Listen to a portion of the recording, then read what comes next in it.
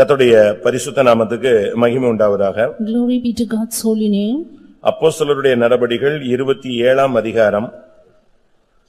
Let us turn to book of Acts chapter 27. 40-41 வசனங்களை வாசிக்கலாம். And verses 40 and 41.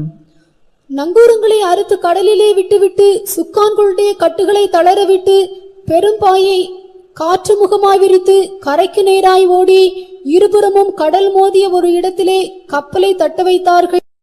முன்னணியம் ஊன்றி அசையாமல் இருந்தது, பின்னணியம் அலைகளுடைய பலத்தினால் உடைந்து போயிற்று. Committed themselves unto the sea and loosed the rudder bands and hoisted up the mainsail to the wind and made towards shore, and sailing into a place where two seas met, they ran the ship aground, and the forepart stuck fast and remained unmovable, but the hinder part was broken with the violence of the waves. கர்த்தருடைய பரிசுத்த நாமத்துக்கு மகிமை உண்டாவதாக. Glory be to God's holy name. இந்த கப்பல் பயணத்திலே ஒரு அப்போஸ்தலன் இருக்கிறார். In this voyage there is an apostle. அநேக போர் சேவகர்கள் இருந்தார்கள். Many soldiers were there. அநேக வேலையாட்கள் இருந்தார்கள். Many workmen were there. இவனோடு சேர்ந்து அநேக குற்றவாளிகள் சிறைப்பட்டவர்கள் இருந்தார்கள். Along with them those imprisoned, accused were there. இப்படி பலரும் சேர்ந்து ஒரு கப்பல் பயணத்திலே போய் கொண்டிருந்தார்கள். Likewise so many together they were in a voyage. இந்த கப்பல் எப்படியா இந்த கப்பலிலே போகிறதான இந்த அப்போஸ்தலனுக்கு ஒரு வாஞ்சை உண்டு. This apostle who was in a voyage had a desire. இல்லாவிட்டால் அவனுக்கு ஒரு வேண்டுதல் உண்டு. Or he had a petition. ஏனென்றால் அவன் ஏற்கனவே அதற்கு முன்பாக விசாரணை செய்தவர்களிடத்திலே அபயமிட்டிருக்கிறான். Because they had already cried out unto those who had worked there. என்ன அபயமிட்டிருக்கிறான்? What was their cry? நான் ராயருக்கு முன்பாக நிற்க வேண்டும். I should stand before Caesar. எந்த ஒரு இடத்திலும் ஒரு குற்றவாளி அன்றைக்கு அந்த ரோம சாம்ராஜ்யத்திலே நான் ராயனுக்கு அபயமிடுகிறேன் என்று சொல்லிவிட்டால் அதற்கு பின்பு அவனை நியாயம் விசாரிக்க எந்த நியாயாதிபதிக்கும் தகுதி கிடையாது. In that Roman Empire, if any accused would cry out saying I should go to Caesar, then no judge has the right to judge. அப்படினால் இவனும் அந்த குற்றவாளியாக நியமிக்கப்பட்டிருந்த ஒரு நேரத்திலே தன்னை கொன்றுவிடுவார்கள் என்ற ஒரு நிச்சயம் வந்த பொழுது இவன் நான் ராயனுக்கு அபயமிடுகிறேன் என்று சொல்லிவிட்டான். Therefore he too, when he was imprisoned, being accused, and when he was about to die, he cried out saying I should stand before Caesar. Rayan என்று சொன்னால் ஒரு சர்வ அதிகாரம் படைத்த ஒரு ஆள். Caesar was a man with power. அந்த பேரை யூஸ் பண்ணிட்டாலே அதுக்கு பிறகு அவனை அந்த மனுஷனை யாருமே என்கொயரியும் பண்ண முடியாது, ஜட்ஜ்மென்ட்டும் பண்ண முடியாது. A man with superpower, if any man would use his name, then none else can judge the person. அப்படினால் இப்பொழுது ராயனுக்கு முன்பாக அவனை கொண்டு செல்ல வேண்டியது அந்த போர் சேவகர்களுடைய கடமை. Now it is the duty of the soldiers to take the man to Caesar. அதற்காக இவர்கள் கப்பல் பயணத்தை தெரிந்து கொண்டார்கள். Wherefore they chose this voyage. அப்படி போகிற பயணத்துல நடக்கிற சம்பவங்களை தான் நாம் இப்பொழுது வாசிக்க கேட்டோம். And now we happen to read the happenings in that voyage. நம்முடைய ராயர் என்பவர் ஆண்டவருடைய சர்வ வல்லமையுள்ள தேவன். Our Caesar is our almighty God. நாம் தேவனுக்கு முன்பாக நிற்கும்படியாக அழைக்கப்பட்டவர்கள். We are called to stand before God. வலுவாதபடி தம்முடைய மகிமையான சன்னிதானத்தில் நம்மை நிறுத்த அவர் வல்லவராயிருக்கிறார். And he is able to present us faultless before the presence of his glory. நாம் அசைவில்லாத ராஜ்யத்தை பெற்றுக்கொள்ளக்கூடியவர்கள். We are the ones who are to receive an immovable kingdom. நாம் மனுஷகுமாரனுக்கு முன்பாக நிற்க பாத்திரவான்களாய் மாற வேண்டியவர்கள். We are the ones who are to change worthy to stand before the Son of Man. ஒவ்வொரு தேவனுடைய பிள்ளைகளும் தேவனுக்கு முன்பாக நிற்கும்படியாக அழைக்கப்பட்டவர்கள். Every child of God is called to stand before God. அன்றைக்கு அந்த ராயனுக்கு முன்பாக நிற்கும்படியாக அவர்கள் இந்த பயணத்தை தொடங்கின பொழுது அது ஒரு கப்பல் பயணமாக இருந்தது. On that day when they began this voyage to stand before Caesar, it was taken in a ship. முதலாம் தீமோத்தேயு 1ஆம் அதிகாரம் 19ஆம் வசனத்தின் அடிப்படையில் பார்க்கும் பொழுது இந்த கப்பல் பயணம் என்பது விசுவாச யாத்திரையை காண்பிக்கிறது. According to 1 Timothy 1:19, this voyage shows the faith life. ஒவ்வொரு தேவனுடைய பிள்ளைகளும் இந்த விசுவாச பாதையிலே நாம் போய் கடைசியாக கரையேறினால்தான் நாம் ராயனுக்கு முன்பாக நிற்க முடியும். Every child of God, only if they take this voyage of faith can we finally stand before Caesar. ஆனால் இங்கே என்ன நடந்தது? But what happened here? இந்த பயணத்திலே அவர்கள் முன்னேறி கொண்டிருந்தபோது, When they were ahead this voyage, இவர்கள் முன்னேறி போய் கொண்டே இருந்தபோது, even as they were going ahead, இப்பொழுது புயலும் காற்றுகளும் பயங்கரமான சோதனைகளும் அவர்களை சந்திக்கிறது. terrible tempestuous wind and cyclone hit them. இவர்களால அதற்கு பின்பு ஒன்றுமே செய்ய முடியவில்லை. And after that they could not do anything. அவர்களால் எதுவுமே செய்ய முடியாத ஒரு சூழ்நிலையிலே தள்ளப்பட்டார். A situation where they pushed into, they could not do anything. இப்பொழுது அவர்கள் கப்பலை தட்ட வைத்து விட்டார்கள், தரையை தட்ட வைத்து விட்டார்கள். And now they pushed the sea to the anchor. இப்பொழுது அவர்களுடைய கப்பல் தரை தட்டி நின்று விட்டது. Now their ship in their voyage stood ahead. இப்பொழுது கப்பலுடைய முன்பகுதி போய் அப்படியே மண்ணில் போய் சொருகி நின்று விட்டது. Forward part stuck towards the shore, கப்பலுடைய பின்பகுதியை பாத்தீங்கன்னா பயங்கர அலை அடிச்சு உடைச்சிடுச்சு. while the hinder part was broken because of the waves. கர்த்தருடைய பரிசுத்த நாமத்துக்கு மகிமை உண்டாவதாக. Glory be to God's holy name. இன்றைய மெசேஜ் அலைகள். Today's message is waves. ஒவ்வொரு மனிதனுடைய வாழ்க்கையிலும் பலவிதமான அலைகள் அடிக்கிறதாக நாம் காண்கிறோம். We can see various waves beating against the life of every man. கடலுக்கு போனீங்கன்னா சில கடல் பகுதியில பாத்தீங்கன்னா அலைகளே இருக்காது. Going to the parts of the sea, in some parts there would not be any waves. அப்படி இருந்தாலும் அது ரொம்ப அழகா ஸ்லோவா இருக்கும். And there it would be very slow, the அலைகள் motion. இல்லாத கடல்கள் கிடையாது. And there is no sea without waves. ஆனா சில இடத்துல போனீங்கன்னா அலைகள் எப்பவும் மும்முரமா இருந்துகிட்டே இருக்கும். While if you can look at some parts of the sea, the waves are boisterous. அதனாலதான் அலைகள் ஓய்வதில்லைன்னு சொல்லுவாங்க. That's why they say waves are ceaseless. ஏனென்றால் அது 24 hours அந்த தேவனுடைய நியமத்தின்படி அது செயல்பட்டு கொண்டே இருக்கும். Because it keeps on working according to the law of God. வேதத்துல நாம் பலவிதமான அலைகளை பார்க்க முடியும். We can see a variety of waves in the word of God. மனித வாழ்க்கையில கூட பலவிதமான அலைகள் தாக்குகிறதாக நாம் பார்க்கிறோம். Even in the human life, we see various waves beating their life. அதற்கு முன்பாக நாம் சில காரியங்களை சிந்திக்கலாம். Before that, let us think a few things. இங்கே இந்த கப்பல் ஒரு குறிக்கப்பட்ட இடத்தில் வந்த பொழுது முன்னணியம் ஊன்றி அப்படியே நின்று விட்டது. Here the ship, when it came to a particular part, the forward part stuck fast. என்றைக்கு ஒரு கப்பல் தரை தட்டி விட்டதோ அதற்கு பின்பு அது மீட்கப்படுவது கூடாத ஒரு காரியம். And it is very impossible that you move the ship after it is being stuck fast. நீங்க சென்னை மெரினா போனீங்கன்னா சில இடத்துல இந்த இடத்தில் குளிக்க வேண்டாம் அப்படின்னு போட்டுருவாங்க. If you go to Marina Beach in Chennai, it will be written, don't take bath here. எதுக்கு தெரியுமா? You know why? அங்க ஒரு கப்பல் ஏற்கனவே தரை தட்டி அதை உடைச்சு எடுத்து அதனுடைய உடைஞ்ச பாகம்லாம் எங்க இருக்கு? தண்ணிக்குள்ள இருக்கு. Because the ship had already stuck there and its remains are found there. ஆனா வெளியே தெரியாது. It won't be seen outside. இந்த வெளியில இருந்து போறவங்களுக்கு ஒண்ணும் தெரியாதனால இவன் இறங்கிடுவான், லேசா ஒரு அலை அடிச்சுனா உள்ள போய் அடிச்சு ஆளை காலி பண்ணிடுவான். The people, if they without their knowledge go into that part, they will be stuck in that place. விசுவாச கப்பலுக்கு ரெண்டு பகுதி இருக்கிறது. There are two parts in the life of faith. ஒன்று முன்பகுதி மற்றொன்று பின்பகுதி. One the forepart, the other hinder part. முன்பகுதி பேச்சாக இருக்கலாம். Forepart may be the talk, பின்பகுதி பலனாக இருக்க வேண்டும். while the hinder part should be the power. விசுவாசத்துல ரெண்டு பகுதி இருக்கிறது. There are two aspects of faith. ஒன்று விசுவாசத்தை அறிக்கையிடுவது. One, the confession of faith. மற்றொன்று விசுவாசத்தை நாம் செயல்படுத்துவது. The other, the practice of faith. தேவனுடைய ராஜ்யம் பேச்சில் அல்ல, அது பலத்தில் இருக்கிறது. For the kingdom of God is not in speech but in power. ஒரு தேவனுடைய பிள்ளை என்று சொல்லுகிறவன் விசுவாசத்தை முதலாவது அறிக்கையிட வேண்டும். A child of God should first confess faith. நாங்கள் ஆராதிக்கிற தேவன் எங்களை தப்புவிக்க வல்லவர், இது முதலாவது அறிக்கை. The first confession is our God whom we serve is able to deliver us. இரண்டாவது எங்களை அக்கினிச்சூளையில போட்டால் நாங்க மரணத்துக்கு நாங்க ரெடியாக இருக்கிறோம், இது செயல்.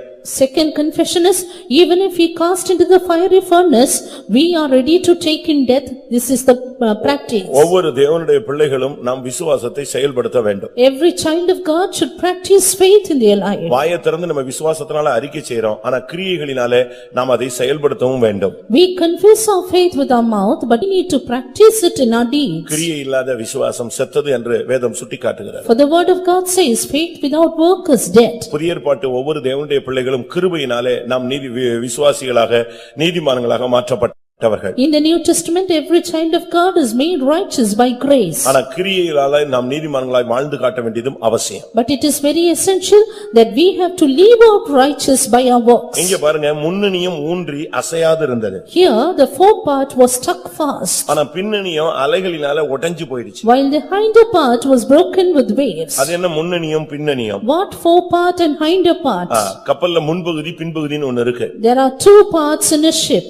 ஒரு நாணயத்துக்கு இரண்டு பக்கங்கள் இருக்கிறது போல And as there are two sides of a coin, தேவனுக்கும் இரண்டு பக்கங்கள் உண்டு. there are two sides even for God. ஒரு பகுதியில தேவன் அன்புள்ளவர், One side God is love, மற்றொரு பகுதியில அவர் பட்சிக்கிற அக்னி என்று சொல்லப்பட்டிருக்கிறது. the other side he is a consuming fire. அதுபோல கப்பலுக்கு ரெண்டு அனுபவங்கள் இருக்கு. ஒன்னு முன்னணியம், மற்றொன்று பின்னணியம். Even so, there are two parts in a ship, the fore part and the hinder part. நீங்கள் அந்த வேதத்துல நீங்க நல்லாக விதத்துல நீங்க படிக்கலாம். You can read fast in the word of God about this. முன்னணியத்துக்கு ஒரு காரணம் இருக்கிறது, பின்னணியத்துல ஒரு காரணம் இருக்கிறது. There is முன்னணியத்துக்கு அது முன்னால போய்க்கொண்டே இருக்கும். the fore part will always go ahead. ஆனா இந்த டைரக்ஷனை திருப்புறது எல்லாமே பின்னணியத்துல தான் இருக்கு. While the changing of direction is in the hinder part. ஒரு கப்பல் சரியாக போக வேண்டுமானால் பின்னணியத்திலே சுக்கான் சரியாக இருக்க வேண்டும். If a ship should go well, the helm in the ship should go right. ஒரு இடத்துல அது நிறுத்தப்பட வேண்டுமானால் அங்க நங்கூரம் சரியாக இருக்க வேண்டும். If it should stop in a place, the anchor should be proper. அது சரியான இடத்துக்கு போய் சேர வேண்டுமானால் சூழ்நிலைகளை சமாளித்து போக வேண்டுமானால் நல்ல மாலுமி இருக்க வேண்டும். If it should manage with the situation and the climate, there should be a good captain for it. நல்ல சுக்கானும் இருந்து நல்ல நங்கூரமும் இருந்து நல்ல மாலுமியும் இருந்து சீதோஷ் நிலை அனுகூலமா இல்லாவிட்டால் எல்லாமே நொறுங்கி போய்விடும். A good helm, a good captain and a good anchor, if the climate is not proper, the weather is not proper, then it will be broken up. அதேபோல இந்த விசுவாச பாதையில வந்த பின்பு So was it after coming into this path of நாம் faith. சரியான பாதையில போகும்படியாக நாம் அழைக்கப்பட்டவர்கள் அதை நீங்கள் கவனத்தில் வைக்க வேண்டும். You should keep in attention that we are called to trace a right path. அப்போஸ்தலர் 27 அதிகாரம் 29 வசனத்தை பார்க்கும் பொழுது Turning to Acts 27 and 21. 29. பின்னணியத்திலிருந்து 4 நங்கூரங்களை போட்டு அவர்கள் காத்திருந்தார்கள். We see they cast 4 anchors out of the stern and waited. பின்னணியத்தில் 4 நங்கூரங்களை போட்டு அந்த கப்பலை ஸ்டாண்ட் பண்ணி காட்டுறாங்க. They made the ship stand fast with 4 anchors. அதே அதிகாரம் 27 அதிகாரம் 30 வசனத்தை பார்க்கும் பொழுது அப்போஸ்தலர் 27:30 பார்க்கும் பொழுது When we turn to Acts 27:30, அவர்கள் முன்னணியத்திலிருந்து நங்கூரங்களை போட மாறி ஆக்ஷன் கொடுத்தாங்க. from the fore part they gave the action that they would cast anchors. பிரியமானவர்களே, நம்முடைய வாழ்க்கையில நங்கூரம் போட வேண்டியது அவசியம். Beloved, we need to lay anchors in our life. இந்த பாதையில நீங்க வரும் பொழுது உங்களுக்குள்ள ஒரு நங்கூரம் இருக்க வேண்டியது அவசியம். When you come to this path, you need to have an anchor. நீங்க பாருங்க, நடு கடல்ல போறாங்க, நங்கூரம்னு சொன்னா ஒரு குறிக்கப்பட்ட இடத்துல அவங்க ஸ்டாண்ட் பண்ணனும்னா அதுல நங்கூரம் போட்டா தான் நிக்கும். When they go through the mid-sea, only if they cast anchors, the ship will stand. எவ்வளவு அலையடிச்சாலும் தாக்கு பிடிச்சு நிக்கிறதுக்கு நங்கூரம் தேவை. The anchors are essential to stand fast, how much ever boisterous the waves. ஒரு நங்கூரத்துல ஸ்டாண்ட் பண்ணலனா அடுத்த நங்கூரத்தை போட்டு அப்படியே நங்கூரத்தை போட்டுக்கிட்டே இருப்பாங்க. If it cannot stand with one anchor, they will keep on putting anchors. இங்கே அவர்கள் நங்கூரங்களை போட்டார்கள், 4 நங்கூரங்களை போட்டார்கள். Here they cast 4 anchors. அது எதை காண்பிக்கிறது? What does it show? எபிரேயர் 6 அதிகாரம் 19 வசனத்தை பார்க்கும் பொழுது When you turn to Hebrews 6:19, எபிரேயர் 6:19 Hebrews 6:19. அந்த நம்பிக்கை நமக்கு நிலையும் உறுதியும் திரைக்குள்ளாக போகிறதுமான ஆத்ம நங்கூரமாயிருக்கிறது. Which hope we have as an anchor of the soul, both sure and steadfast, and which entereth into that within the veil. நம்முடைய ஆத்தும நங்கூரம் என்பது நம்பிக்கையாக இருக்கிறது. The anchor of our soul is the hope. இந்த கப்பல் பயணம் எல்லாம் ஒரு பெரிய நம்பிக்கையில தான் போயிட்டு இருக்கு. Yes, this voyage of faith is only in a hope. நம்ம இந்த பாதை கூட ஒரு நம்பிக்கையில தான் நம்ம போறோம். Even this our path is only by hope. கண்டு விசுவாசிக்கிறவனை விட காணாமல் விசுவாசிக்கிறவன் பாக்கியவான். Blessed are the ones who don't see and yet believe, than those who see and believe. ஆனா இங்க 4 நங்கூரங்களை போடுறாங்க. But here 4 anchors were laid. அது எதை காண்பிக்கிறது? What does it show? 1 தெசலோனிக்கேயர் 5 அதிகாரம் 8 வசனத்தை பார்க்கும் பொழுது When you turn to 1 Thessalonians 5:8, அது முதல் நங்கூரம். that is the first anchor. 1 தெசலோனிக்கேயர் 5:8. 1 Thessalonians 5:8. பகலுக்குரியவர்களாகிய நாமோ தெளிந்தவர்களாயிருந்து விசுவாசம் அன்பு என்னும் மார்க்கவசத்தையும் இரட்சிப்பின் நம்பிக்கை என்னும் தலைச்சீராவையும் தரித்துக் கொண்டிருக்க கடவோம். But let us hour of the day be sober, putting on the breastplate of faith and love, and for an helmet the hope of salvation. ஒரு தேவனுடைய பிள்ளை நம்பிக்கை அது அவனுக்கு ரொம்ப தேவையான ஒரு காரியம். For a child of God, hope is much essential.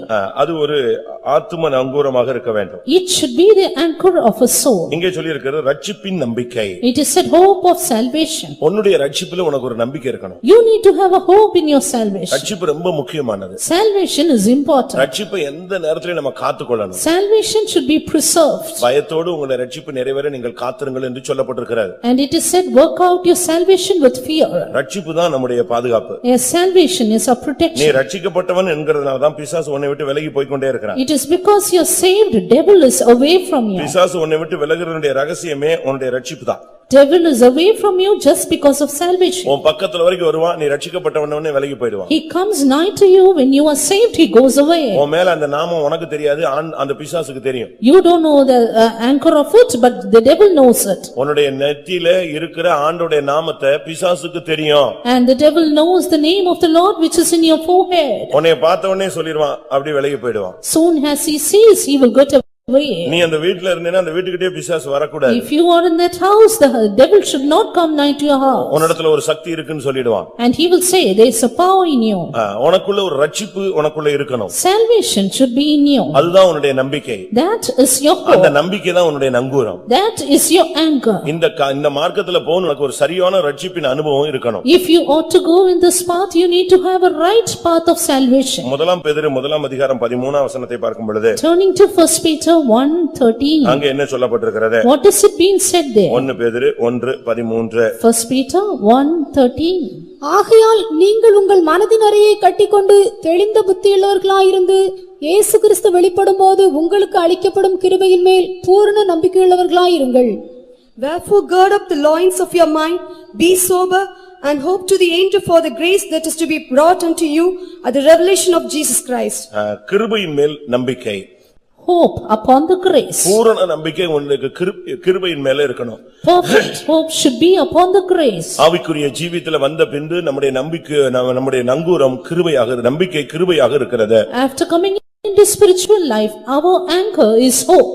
ஆண்டவரை மட்டும் தான் நம்பி இந்த பாதையில நீங்க போயிட்டே இருக்கணும். Go in this path hoping on God. ஆண்டவருடைய கிருபை மட்டும் உனக்கு இருந்தா நீ கடைசி வரைக்கும் போய் சேர்ந்துடலாம். If you have the grace of God, you can reach the end. இன்னைக்கு எத்தனை பேர் நீங்கள் ஆண்டவர் மேல முழு நம்பிக்கை வைக்கிறீர்கள்? How many of you place your full hope upon God உங்களுடைய today? நம்பிக்கை தான் உங்களுக்கு நங்கூரமாக இருக்கிறது. It is your hope, it is your anchor. ஆனா இங்க நடந்த காரியம் என்னன்னா இந்த நங்கூரங்களை அறுத்து விட்டதனால தான் அந்த கப்பல் தடுமாற ஆரம்பித்தது. But what happens is only when they cut off this anchor, the ship will start to tremble. 27:40 நீங்க பார்க்கும் பொழுது 27:40. நங்கூரங்களை அறுத்து கடலிலே விட்டு விட்டார்கள். They had taken up the anchors and committed it under the sea. 2 கொரிந்தியர் 1ஆம் அதிகாரம் 9ஆம் வசனத்தை பார்க்கும் பொழுது, Turning to 2 Corinthians 1:9. தேவன் பேரில் அசையாத ஒரு நம்பிக்கை உனக்கு இருக்க வேண்டும். You need to have a confidence immovable upon God. ஆண்டவர் மேல உறுதியான நம்பிக்கை இருக்கணும். A firm confidence upon God. அது என்ன நம்பிக்கை? What is that hope? இதுவரை எங்களுக்கு வந்த பிரச்சனைகளை எங்களை தப்புவித்தார். As hitherto he made us escape the problems. 10ஆம் வசனம் என்ன சொல்லுகிறது? What does verse 10 say? தப்புவித்தார், He delivered. இன்றும் தப்புவிக்கிறார், He doth deliver. இன்னும் தப்புவிப்பார் And will yet என்று deliver. நாங்கள் அவரையே நம்பிக்கொண்டிருக்கிறோம். Thus we trust only in him.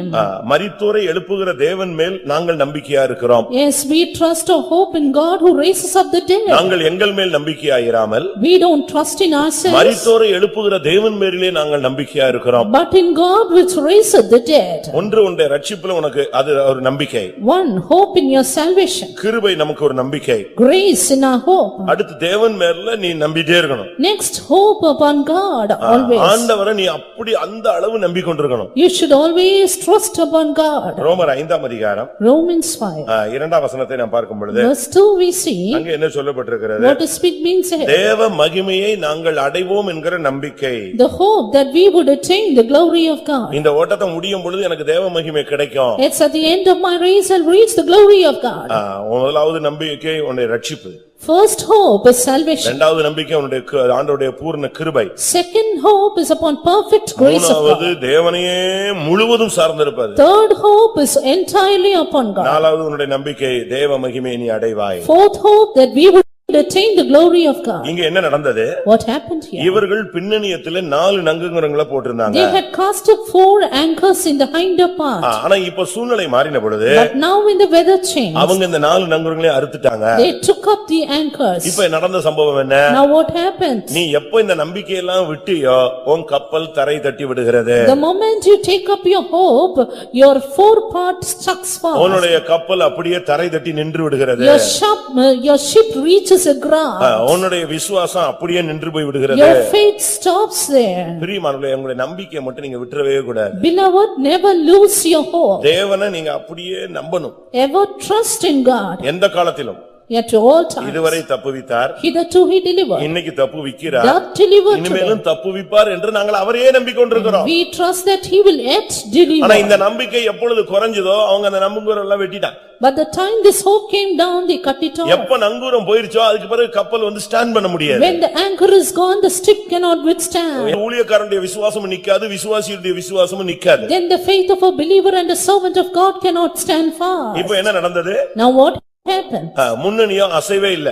Four parts stuck fast. அதுக்கு இனிமே போக்கே கிடையாது. No more going front. அது எந்த டைரக்ஷன்லயும் திரும்பாது. It cannot change. அது முடிந்து போன கதை. That's gone. ஆனா இன்னொரு பகுதியில பார்க்கும் பொழுது But in another place, பின்னணியம் அடிச்சு அடிச்சு ஒட்டச்சு தள்ளிடுச்சு. the hinder part was broken with violence of waves. இயேசு கிறிஸ்து தம்முடைய சீஷர்களோடு ஒரு கப்பல் பயணத்தை தொடர்ந்தார். Jesus Christ had a voyage with his disciples. அந்த நேரத்துல அவர் பின்னணியத்துல தான் இருந்ததாக பைபிள் சொல்லுது. And the Bible says he was in the hinder part then. Mark 4ஆம் அதிகாரம் Mark the Gospel chapter 4. 38ஆம் வசனத்தை பார்க்கும் பொழுது Verse 38 we see. கப்பலின் பின்னணியத்தில் அவர் தலையணையை வைத்து நித்திரையாயிருந்தார். கப்பலின் பின்னணியத்துல இயேசு நித்திரையாயிருந்த இளைப்பாரி கொண்டிருந்த ஒரு இடம் அதுதான். Hinder part of the ship is the place where Jesus was resting. நீ விசுவாச ஜீவியத்தில் இருந்தா கர்த்தர் உனக்குள் இளைப்பாறுவார். If you are in the faith life, Jesus will rest in நீ you. சரியான நம்பிக்கையில இருந்தா கர்த்தர் உனக்குள் இளைப்பாறுவார். If you are in the right hope, God will rest in you. ஒரு ஊழியக்காரர் சொன்னாரு, A servant of God said. இயேசு சீஷர்களோடு படகுல போகும்போது அந்த கடல் பயங்கரமா கொந்தளிச்சிருச்சு. When Jesus was going with his disciples in the ship, the sea was boisterous.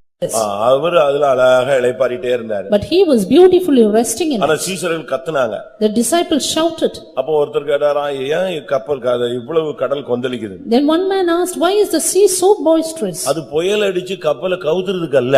It's not to put the ship upside down. தன்னுடைய சிருஷ்டிகர் நம்மட்ட வந்திருக்கிறாருன்னு சொல்லி கடல் அலைகள்லாம் என்ன செஞ்சுதா? தாளாட்டுச்சு. அவர் அழகாக போட்ல நெஞ்சாரு, தொட்டில் இருந்த மாதிரி அழகாக இருந்தார். அதனாலதான் அவர் இளைப்பாரி கொண்டே இருந்தார்.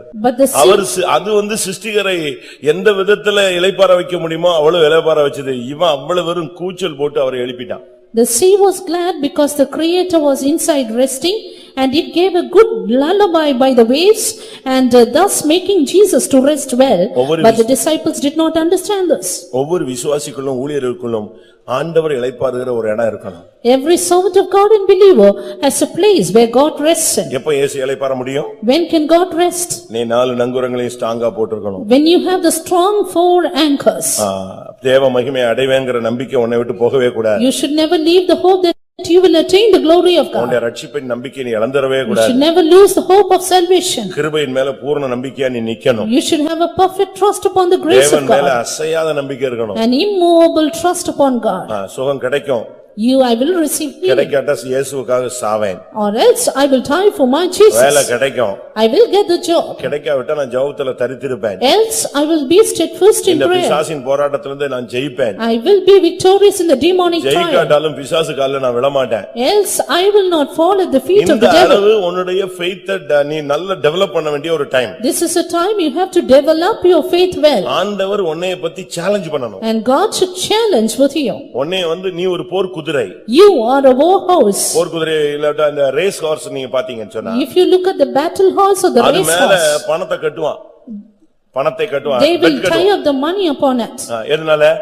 என் குதிரை ஜெயிச்சிரும். My horse will prevail. அதுபோல உன்னையும் என்னையும் பார்த்து கர்த்தர் சொல்றாரு, என் பிள்ளை ஜெயிச்சிருவான்னு. Likewise, looking you at me, God is challenging, my child will be victorious. இன்னைக்கு பிசாசும் ஆண்டவரும் நிக்கறாங்கன்னு வச்சுக்கங்க. Today if God and the devil is standing here, வச்சுக்கல, அவர் இங்கதான் இருக்காரு, பிசாசு இங்கதான் இருக்கான். he is standing here, the devil is also here. ரெண்டு சைடுல ரெண்டு பேர் நிக்கறாங்க. Yes, both of them are standing. அவர் சொல்றாரு, என் பையன் ஜெயிச்சிருவான்னு. He says, my son will be victorious. பிசாசு சொல்றான், இல்ல நீங்க கொஞ்சம் கொஞ்சமா எடுத்து பாருங்க, அவன் தோத்துருவான். Devil says, you take little by little, he will fail. இதுக்கு நடுவுல யோபு நிக்கறாரு. Now Job is standing between. ஒரு உத்தமன் நிக்கறான். An upright man.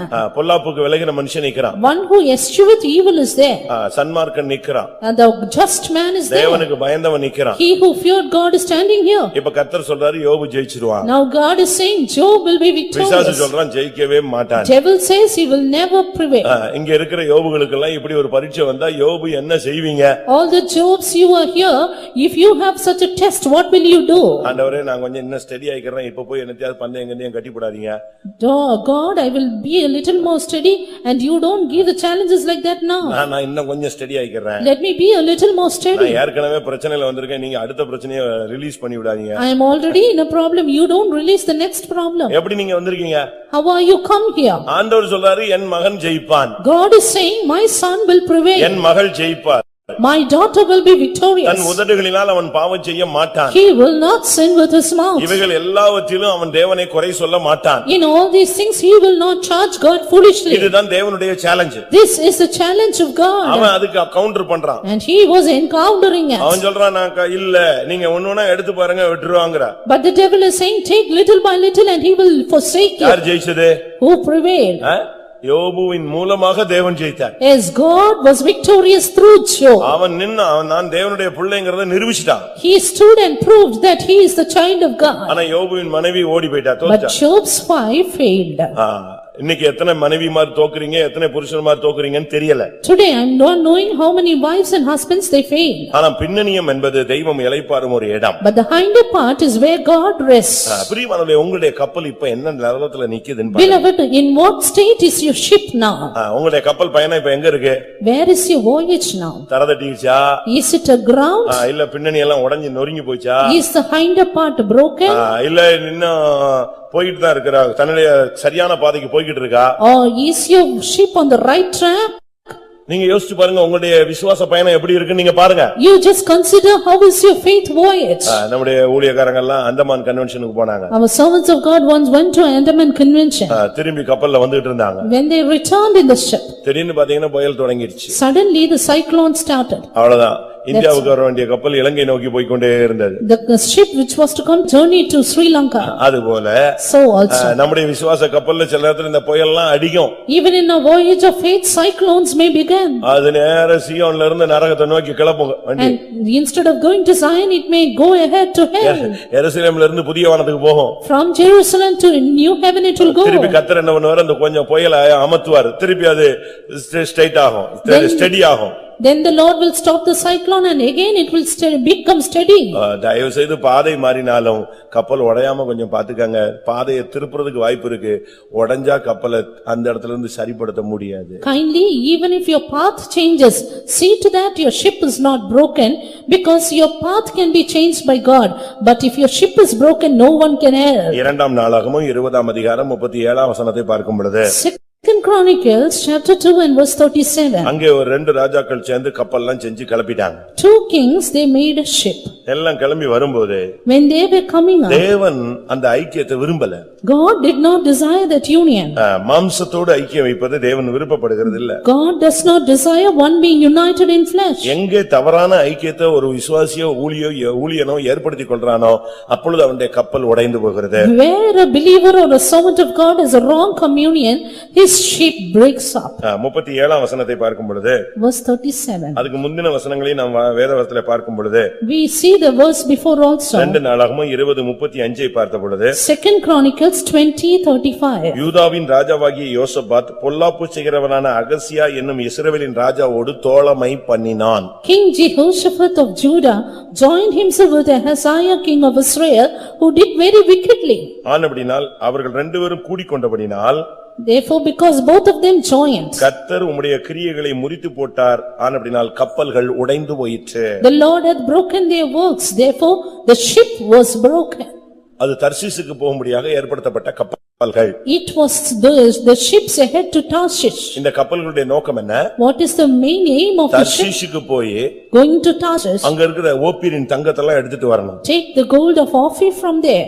விசுவாச பயணத்துல நீ விசுவாசத்தை நிறைவாய் பெற்றுக்கொள்ள வேண்டும். In your path of faith, you need to get faith in abundance. ஆனா இந்த ஃப்ரெண்ட்ஷிப், இந்த ஃபெல்லோஷிப் இப்படிலாம் சொல்றாங்களே, இந்த ஷிப் எல்லாம் சேர்த்து ஒரிஜினல் ஃபெய்த் ஷிப்பை உடைச்சு போடுது. But the other ships, strange ships like friendships and fellowships will break this ship of faith. நீங்க சபையிலும் கூட ஒரு வேறுபாட்டின் ஜீவியத்தை செய்யணும். Even in the church, you need to have a life of separation. சமுதாயத்துல ஒரு வேறுபாட்டின் ஜீவியம் மாத்திரமல்ல. Not only the life of separation in the society. சபைகளிலும் நீங்கள் வேறுபாட்டின் ஜீவியத்தை செய்ய கடமைப்பட்டிருக்கிறீர்கள். You need to have a life of separation even in the church. சபைகள்ல எல்லாருமே பரிசுத்தவான்கள் என்று சொல்லிவிட முடியாது. In the church, you cannot call all saints. பரிசுத்தவான்களாகும்படி அழைக்கப்பட்டவர்கள். We are called to be saints. இதிலேயும் தோல்வி உள்ளவர்கள் உண்டு. And there are people with failures in it. மாற்றக்காரர்கள் உண்டு. The backsliders in it. தெய்வீகமற்றவர்கள் உண்டு. The people who are not divine. ஆவிக்குரிய இல்லாத தெய்வீக மனப்பான்மை இல்லாதவர்கள் உண்டு. And those with no divine attributes. ஆவிக்குரிய ஜீவிதத்துல குழந்தைகள் உண்டு. And those who are babes in Christ. இப்படி பலவித தரப்பட்ட ஜனங்கள் தேவனுடைய சன்னிதானத்துக்கு வருவார்கள். Likewise, variety of people will come to the presence of நான் முதல்ல God. சொன்னேன், அந்த கப்பல்ல பல தரப்பட்டவர்கள் இருந்தார்கள். I told you variety of people were in that ship. கப்பல் எஜமான் இருந்தான். The owner of the ship. மாலுமி இருந்தான். The captain. அடுத்து போர் சேவகர்கள் இருந்தார்கள். Then the soldiers. சிறைப்பட்ட ஜனங்கள் இருந்தார்கள். Those who imprisoned.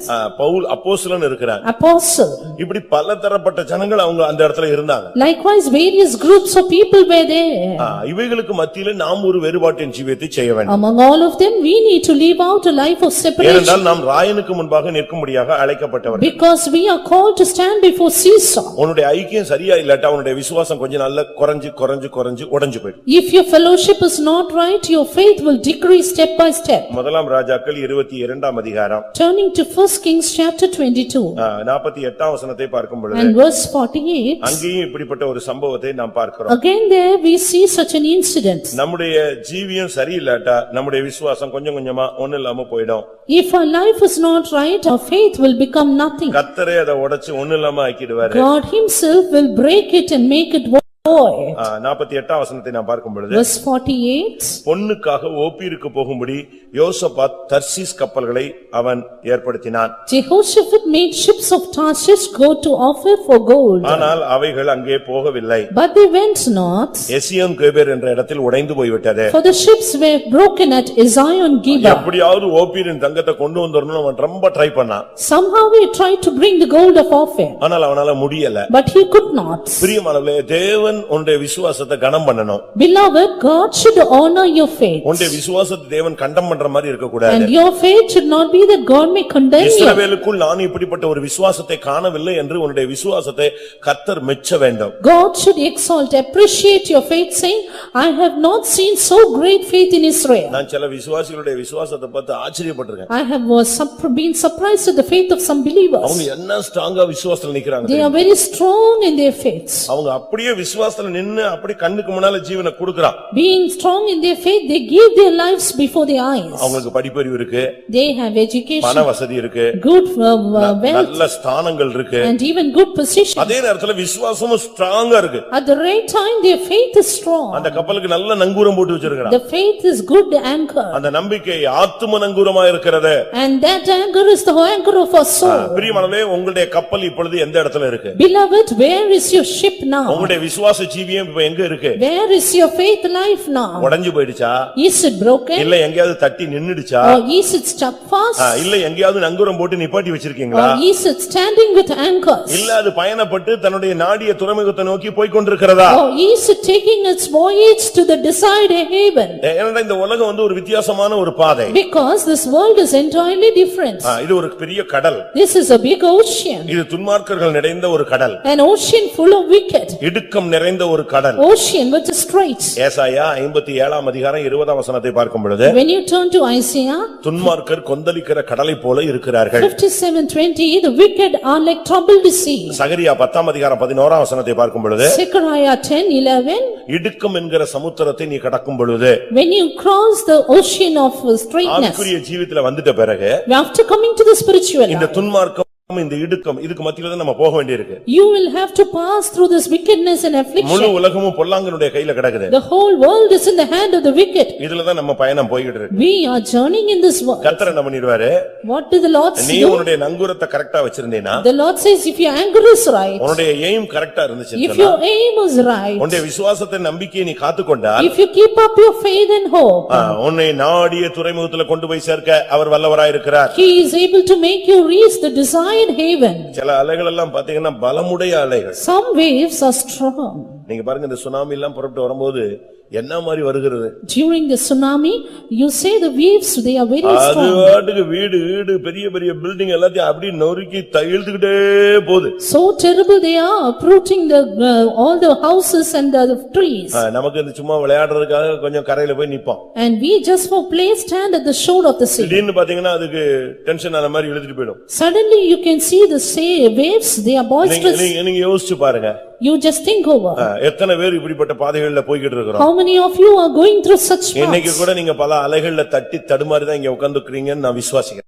Even today I believe you are being stuck by waves. ஒன்றை நீங்கள் புரிந்து கொள்ள வேண்டும். But understand one thing. இந்த பாதையில வரும் பொழுது நமக்கு எதிர்காற்று வீசத்தான் செய்யும். When you come to this path, waves against us will blow. எப்போ நீங்க இந்த பைபிளை எடுத்துட்டு நீங்க புறப்பட்டீங்களோ அப்ப நீச்சல் தான் போடணும். The time you have taken this Bible in your hand, you have to take the swim against the current. மத்தேயு 14:24 பார்க்கும் பொழுது, Turning to Matthew 14:24. எதிர்காற்று வந்தா உன்னுடைய அலைகள்ல நீ பயங்கர கஷ்டப்படுவ. When the wind is contrary, you will be tossed with waves. அப்படிதான் சொல்லி இருக்கிறது. That is what said here. எதிர்காற்றா இருந்தபடினால் அலைகளினால் படவு அலைவுபட்டது. The ship was tossed with waves, for the wind was contrary. இன்னொரு பகுதியில பார்க்கும் பொழுது, In another sense, கடைசி கால அடையாளமே அலைகள் கொந்தளிப்பா இருப்பதுதான். the last day sign is the waves of the sea. லூக்கா 21:25 வசனத்தை பார்க்கும் பொழுது, Turning to Luke the Gospel 21:25. Luca 21:25. 21:25 of Luke the Gospel. சூரியனிலும் சந்திரனிலும் நட்சத்திரங்களிலும் அடையாளங்கள் தோன்றும், பூமியின் மேலுள்ள ஜனங்களுக்குள் தத்தளிப்பும் இடுக்கணும் உண்டாகும், சமுத்திரமும் அலைகளும் முழக்கமாயிருக்கும். சமுத்திரமும் அலைகளும் முழக்கமாய் இருக்கும். The sea and the waves roaring. கடைசி கால அடையாளம் விசுவாசிகளுக்கு எதிராக இந்த அலைகள் முழக்கமா இருக்கக்கூடிய ஒரு காலம். As a sign of the last days, these are times when the waves roar against our அதுதான் believers. இப்ப பாருங்க, குடும்பத்துல, வேலைகள்ல, வீடுகள்ல, சமுதாயத்துல, சபைகள்ல எல்லா இடத்துலயும் பிரச்சனை என்ன சாதாரண பிரச்சனை கிடையாது. எல்லாம் சும்மா கொந்தளிக்கிற மாதிரி தான் வரும். That's why our people face problems not ordinary, even in the society, in the family, in the work spot and everywhere around. இது மறுபடி வந்துட்டே தான் இருக்கும். It comes again and again. என்ன நடந்தது? But what happened? இவைகளுக்கு மத்தியிலே அந்த கப்பலின் பின்னணியம் உடைஞ்சு நொறுங்கிடுச்சு. Amidst that, the hinder part of the ship was broken. எப்படிப்பட்ட ஒரு நிலவரத்துல அவங்க தள்ளப்பட்டாங்கன்னு யோசிச்சு பாருங்க. Look into what state they were pushed. இந்த காலை வேளையில் எத்தனை பேர் விசுவாசம் நொறுங்கி போனவர்களாய் வந்திருக்கிறீர்கள்? How many of you are found with your faith broken this morning? நம்பிக்கையை அறுத்துவிட்டு நிலவரத்தில் எத்தனை பேர் வந்திருக்கிறீர்கள்? How many of you have cast up your hope? எத்தனை பேர் விசுவாசத்தின் நம்பிக்கையை முற்றிலுமாய் இழந்து போன நிலவரத்தில் வந்திருக்கீங்க? How many of you have come to a state where you have totally lost faith and hope? நீங்க ஒன்றை புரிந்து கொள்ள வேண்டும். Understand one thing. இந்த மார்க்கத்துல அலைகள் உண்டு. In this path you have waves. இவைகளுக்கு மத்தியில தான் உன்னுடைய கப்பலை நீ சரியான விதத்துல கொண்டு போக வேண்டும். But you need to take the right ship in the right way. வேத வசனம் என்ன சொல்லுகிறது? What does the word of God say? நீ தேவனை விசுவாசிக்க வேண்டும். You need to trust upon அப்படி நீ God. தேவனை விசுவாசித்தால், If you trust him, அவர் கொந்தளிப்பை அமர்த்துவார். then he will stop the waves. நான் தேவனை பற்றி சில காரியங்களை உங்களுக்கு சொல்லி அதுக்கு பின்பு அந்த அலைகளுக்கு நான் போகிறேன். Now I am to say a few things about our God and then go about waves. நம்முடைய தேவன் அலைகளின் மேல நடக்கிறவர். Our God walks upon the waves. இந்த போராட்டங்கள் மேல தேவனுக்கு அதிகாரம் உண்டு. God has the authority over the conflict. யோபு 9:அதிகாரம் Job chapter 9 8 வசனத்தை பார்க்கும் பொழுது, verse 8. அவர் அலைகளின் மேலே நடக்கிறவர். He treadeth upon the waves. அவர் ஒருவரே வானங்களை விரித்து சமுத்திர அலைகளின் மேல் நடக்கிறவர். அலைகள் மேல நடக்கிற தெய்வம் நம்முடைய தெய்வம். Our God is a God who treadeth upon the waves. எந்த அலைகள் உனக்கு விரோதமாய் கொந்தளிக்கிறதோ அந்த அலைகள் மேலே நடந்து வருகிற சர்வ வல்லமையுள்ள தெய்வனை நீ ஆராதிக்கிறாய். Whatever be the waves against you, you worship the God who walks upon the waves. அதனால எந்த அலைகளும் உன்னை சேதப்படுத்த அதிகாரம் கிடையாதுங்கறத தான் நான் சொல்ல வர்றேன். Therefore I come to say the fact that no wave had the right to destroy you. மத்தேயு 14:25 பார்க்கும் பொழுது, When you turn to Matthew 14, யோபுல சொல்லி இருக்கிறது அலைகளின் மேல் நடக்கிறவர். 14:25, God who treadeth upon the waves. யோபுல சொல்லி இருக்கிறது அலைகளின் மேல் நடக்கிறவர். In Job, God who treadeth upon the waves. ஆனா இங்கே மத்தேயு 14:25 நடந்து வந்தவர். In Matthew 14:25, he walked upon the waves. waves. இரவின் 4ஆம் ஜாமத்திலே இயேசு கடல் அலைகளின் மேலே நடந்து வந்தார். Yes, in the fourth watch of the night, Jesus was walking on the sea. உனக்கு விரோதமாக பல அலைகள் வீசிக்கொண்டிருக்கலாம், ஆடிக்கொண்டிருக்கலாம், ஓயாமல் உன்னை தாக்கிக் கொண்டே இருக்கலாம். Various waves may be beating against you without ceasing. உன்னை அழைத்த தேவன், But God who called you, இந்த பயணத்திலே உன்னை கொண்டு வந்து நிறுத்தின தேவன், God who is brought you in this voyage, இந்த விசுவாச பாதையிலே உன்னை கொண்டு வந்து இம்மட்டுமாய் உன்னை பாதுகாத்து வருகிற தெய்வம், God who is hitherto preserving you in the path of faith. முதலாவது தேவனுடைய வல்லமையை விசுவாசியுங்கள். First believe in the power of God. எந்த அலைகள் எவ்வளவு வீசினாலும் இந்த அலைகளின் மேலே நடக்கிற ஒரு தெய்வம் எனக்கு இருக்கிறார். However strong the waves may be, our God who treadeth upon the waves is with us. 65ஆம் சங்கீதம் Turning to Psalm 65 7ஆம் வசனத்தை பார்க்கும் பொழுது, and verse 7. 65ஆம் சங்கீதம் 7. Psalm 65:7. சமுத்திரங்களின் மும்முரத்தையும் அவைகளுடைய அலைகளின் இரைச்சலையும் ஜனங்களின் அமளியையும் அமர்த்துகிறீர். அலைகளின் இரைச்சலை அமர்த்துகிறவர். He stilleth the noise of the waves. இயேசு கிறிஸ்து இந்த உலகத்தில் இருந்தபோது When Jesus was upon the earth, ஒரு பெரிய கொந்தளிப்பு உண்டானது. there was a great boisterous our situation. அப்படி எழும்பிட்டு சொன்னாரு, இறையாதே, அமைதலாயிரு. He rose up and said, "Peace, be still." அப்படியே ஆஃப் ஆயி போச்சு. And it was off. அதுதான் தெய்வத்தினுடைய சக்தி. That is the power of our God. தேவன் கொந்தளிப்பை அமர்த்துகிறவர். God stilleth the noise of the waves. அதுதான் தேவனுடைய வார்த்தையில் உள்ள வல்லமை. That is the power in the word of God. தேவன் அதை அடக்குகிறவர், அமர்த்துகிறவர். God puts it down, God stilleth it down. 89ஆம் சங்கீதம் Psalm 89 9ஆம் வசனத்தை பார்க்கும் பொழுது, and verse 9. தேவரீர் சமுத்திரத்தின் பெருமையை ஆளுகிறவர், அதன் அலைகள் எழும்பும்போது அவைகளை அடங்க பண்ணுகிறீர். அடங்க பண்ணுகிறவர். He causeth it to be still. அப்படியே கண்ட்ரோல் பண்ணிடுவாரு. He controls it. அதுக்கு பிறகு அது ஒண்ணுமே பண்ண முடியாது. After that it can do nothing. அது அசையாது. It won't move. 107ஆம் சங்கீதம் 29ஆம் வசனத்துல கொந்தளிப்பை அமர்த்துகிறார், அதன் அலைகள் அடங்குகின்றது. Psalm 107:29. He maketh the storm a calm and the waves thereof are still. அப்படினால் நீங்கள் ஆராதிக்கிற தெய்வம், நாம் ஆராதிக்கிற தெய்வம் நமக்கு விரோதமான எழும்புகிற அலைகளின் மேல் நடந்து அதை அடக்குகிறவர், அதை அமர்த்துகிறவர். Therefore God whom we worship is a God who treadeth upon the waves against us, and he stills it a calm. சகரியா 10ஆம் அதிகாரம் 11ஆம் வசனத்தை பார்க்கும் பொழுது, Turning to Zechariah 10:11. அவர் அலைகளை அடிக்கிறார். He beats the waves. Control பண்றாரு. He controls it. Zechariah 10:11. Zechariah 10:11. இடுக்கும் என்கிற சமுத்திரத்தை கடக்கையில் அவர் சமுத்திரத்தின் அலைகளை அடிப்பார். அவர் சமுத்திரத்தின் அலைகளை அடிப்பார். He shall smite the waves in the sea. அவ்வளவுதான், அதோட அது ஆஃப் ஆயி போயிடும். With that it will be controlled. சால்வையை முறுக்கி யோர்தானை அந்த எலியாவும் எலிசாவும் அடித்த பொழுது யோர்தான் அப்படியே விலகி போயிடுச்சு. When Elijah and Elisha bet the waves of Jordan, it was still. செங்கடலை நோக்கி தன்னுடைய மோசே நீட்டின பொழுது செங்கடல் வழிவிட்டது.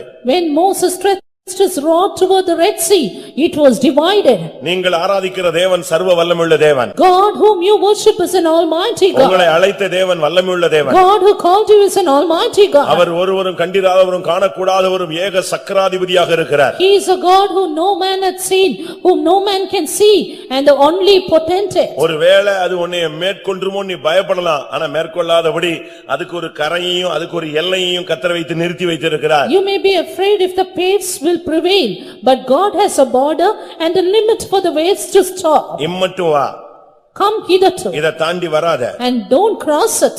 தேவன் உன்னை அந்த அலைகளை மேற்கொள்ள அனுமதிக்க மாட்டார். God will not permit the waves to cross over you. எரேமியா 5ஆம் அதிகாரம் 22ஆம் வசனத்தை பார்க்கும் பொழுது, Jeremiah 5:22. அவர் உன்னை மேற்கொள்ள விட மாட்டார். He will not allow it to prevail. எனக்கு பயப்படாதிருப்பீர்களோ என்று கர்த்தர் சொல்லுகிறார். அலைகள் மோதியடித்தாலும் மேற்கொள்ளப்படாதபடிக்கும் அவைகள் இறைந்தாலும் கடவாதபடிக்கும் கடக்கக்கூடாத நித்திய பிரமாணமாக சமுத்திரத்தின் மணலை எல்லையாய் அங்க வைத்திருக்கிறார். தேவனுடைய வல்லமையை நீங்க பாருங்க. Look at the power of our God there. அலைகள் மோதி அடித்தாலும் உன்னை மேற்கொள்ளாது. Though the waves may not toss அவைகள் against you, இறைந்தாலும் உன்னை கடந்து போக முடியாது. they will not prevail, not pass கர்த்தர் அதுக்கு over. ஒரு டைம், ஒரு இடம் வச்சிருக்கிறார். God has placed a limit for us. எத்தனை பேர் தேவனை How many விசுவாசிக்கிறீர்கள்? of you believe in God? நம்முடைய தேவன் அலைகளை Our அடக்குகிறவர், God stilleth the waves. அலைகளை அடிக்கிறவர், Our God smiteth the waves. அலைகளை அமர்த்துகிறவர். He who stilleth the waves. அலைகளின் மேலே நடந்து வந்து உனக்கு உதவி செய்ய வல்லவர். He who helps you treading upon the waves. இன்னைக்கு பாருங்க மனித சமுதாயத்துல பலவிதமான பிரச்சனைகள். Look at the human people, they have various kinds of problems. இந்த அலைகளை குறித்து நான் கொஞ்ச நேரம் பேச விரும்புகிறேன். Let me speak of the waves now. தேவனுடைய வல்லமையை நான் முதலாவது உங்களுக்கு சொன்னேன். First I told you of the power of God. அப்பதான் இரண்டாவது இத சொன்னா உங்களுக்கு பயம் இல்லாம போகும். Only then when I say about the waves, you will not be afraid. இல்லனா அலைகளை பார்த்து நீங்க பயந்துருவீங்க. Or else you will be fearful of the waves. நம்முடைய ஒரு ஊழியக்காரர் இந்த சுனாமி வரும்பொழுது அந்தமான்ல இருந்தார். One of a servant of God, when the tsunami came, was in Andaman. காலையில சர்வீஸ்க்கு முன்னால அவங்க எல்லாம் உட்கார்ந்து காபி குடிச்சிட்டு இருந்தாங்க. Before the service, he was drinking coffee. ஃபைத்தம்ல. In his faith home. கடற்கரையில தான் அந்த ஃபைத்தம். It was near the seashore. புதுசா ஒரு பிரதர் அங்க மாறி போயிருந்தார். And there was a new brother who was changed there newly. அவர் அங்க இருக்கார். He was there in that faith home. ரெண்டு சிஸ்டர்ஸ். Two sisters. இப்ப காபி குடிச்சிட்டு இருக்கும்போது குலுக்கம் உண்டாகுது. When he had the morning cave, there was a shake. பாக்கும்போது கடல் கொந்தளிச்சு வர்றது. The sea was trembling then. இவங்க வெளிய வந்துட்டாங்க. He just came out. அடுத்த அலை வருது. And the next wave came. வேகமா வருது. சிஸ்டர்ஸ் ரெண்டு பேரும் ஓடுறாங்க. அந்த ரெண்டு பிரதர்ஸும் ஓடுறாங்க. It was coming rapidly and the sisters and the brother was running. நாலு பேர் ஓடுறாங்க. All the four were running. ஊரே ஓடுது. அதுக்கு பிறகு பார்த்தா எல்லாமே ஓடிட்டு தான் இருக்காங்க. The whole village were running around. ஒரு அலை வந்துச்சு. The first wave came. ரெண்டு பேர் அடிபட்டுட்டு கீழ விழுந்துட்டாங்க. ரெண்டு sisters. Two sisters, they were hit by it and fell down. அடுத்த அலை வந்தது. The second wave came. திருப்பி எந்திச்சு ஓடுனாங்க கொஞ்ச நேரம். And again they ran for some time. திருப்பி ஒரு அலை வந்தது. Again another wave came. இந்த பிரதரை பாத்தீங்கன்னா ஒரே புடி புடிச்சிட்டாரு உள்ள. The brother was just jumping into it. ஓடியே போயிட்டார். And he just ran away. மற்றவங்க எல்லாம் அந்த அலைகள்ல அடிபட்டு அந்த ஊரே அழிஞ்சு போயிடுச்சு. The others were struck by the waves and the village was lost. இவருடைய Dress எல்லாம் கிழிஞ்சு ஒண்ணு இல்லாம போய் ஓடி அங்க ஓடி இங்க ஓடி கடைசில கவர்மெண்ட் ஹெலிகாப்டர் மூலமா தாம்பரம் கொண்டு வந்துட்டான். He was torn, his dresses were torn. He ran here and there, helter skelter, finally rescued by the helicopter. எத்தனை கிலோமீட்டர் ஓடினாரு தெரியாது காட்டுக்குள்ள. Don't know how many kilometers he ran. சுனாமியோட வேகம். He was faster than the tsunami. கடைசில தாம்பரத்துல இறங்கி அவங்களுக்கு வேற Dress எல்லாம் கொடுத்து அவர் இரும்புலியூர் வாசல்ல வந்தா அவர் ஊழியக்காரர் மாதிரியே தெரியலையா இவங்க உள்ளே விட மாட்டேன்ட்டாங்க. Finally he landed at Tambaram and after that he came to Irumbalur where they could not recognize him. கடைசில பாத்தீங்கன்னா அதுக்கு பிறகு ஊழியக்காரங்க பெரிய பாஸ்டர்ஸ் எல்லாம் வந்த பிறகுதான் பார்த்து கட்டி பிடிச்சு அழுது உயிரோட இருக்கான் செத்துப்பிட்டான்னு நினைச்சோம் சுனாமில. After that all the senior pastors they came running, recognized him and hugged him saying he came back alive. அலைகள் வரும், நீ ஓடணும், தப்பணும். Waves may come but you have to run and escape. ஊழியக்காரங்களோ விசுவாசிகளோ அலைகளுக்கு தப்பி போலன்னா செத்து போவீங்க. Servants of God or believers, if you don't escape the waves you will die. 88ஆம் சங்கீதம் 7ஆம் வசனத்தை பார்க்கும் பொழுது Psalm 88 verse 7. அலைகள் வருத்தத்தை காண்பிக்கிறது. And the sea shows the affliction. உம்முடைய கோபம் என்னை இருத்துகிறது, உம்முடைய அலைகள் எல்லாவற்றினாலும் என்னை வருத்தப்படுத்துகிறீர். அலைகள் எல்லாவற்றினாலும் என்னை வருத்தப்படுத்துகிறீர். Thou hast afflicted me with thy waves. இன்னைக்கு ஜனங்களுக்குள்ள வருத்தங்கள் இருக்கிறது. Afflictions is among the people. பலவிதமான வருத்தங்கள் இருக்கு. Various kinds of afflictions. அதனால தான் இயேசு சொன்னார் வருத்தப்பட்டு பாரம் சுமக்கிறவர்களே நீங்கள் எல்லாரும் எங்க வாங்க என்னிடத்தில் வாருங்கள். That is why Jesus called out saying, woe all those who are heavy hearted, come unto me. வருத்தம் என்பது சாபத்தினுடைய ஒரு அடையாளம். Affliction is a sign of curse. வருத்தம் யாரெல்லாம் வருத்தங்கள் இருக்கிறதோ அது எல்லாமே சாபத்தினுடைய ஒரு அடையாளம். All those who have this affliction, it is a sign of curse in their life. அப்படியானால் சாபம் ஒரு அலை. If it is so, curse is a wave. வருத்தம் ஒரு அலை. Affliction is a wave. மனிதனை தேவன் சபிக்கும் பொழுது ஏற்படுத்தப்பட்டதுதான் வருத்தம்.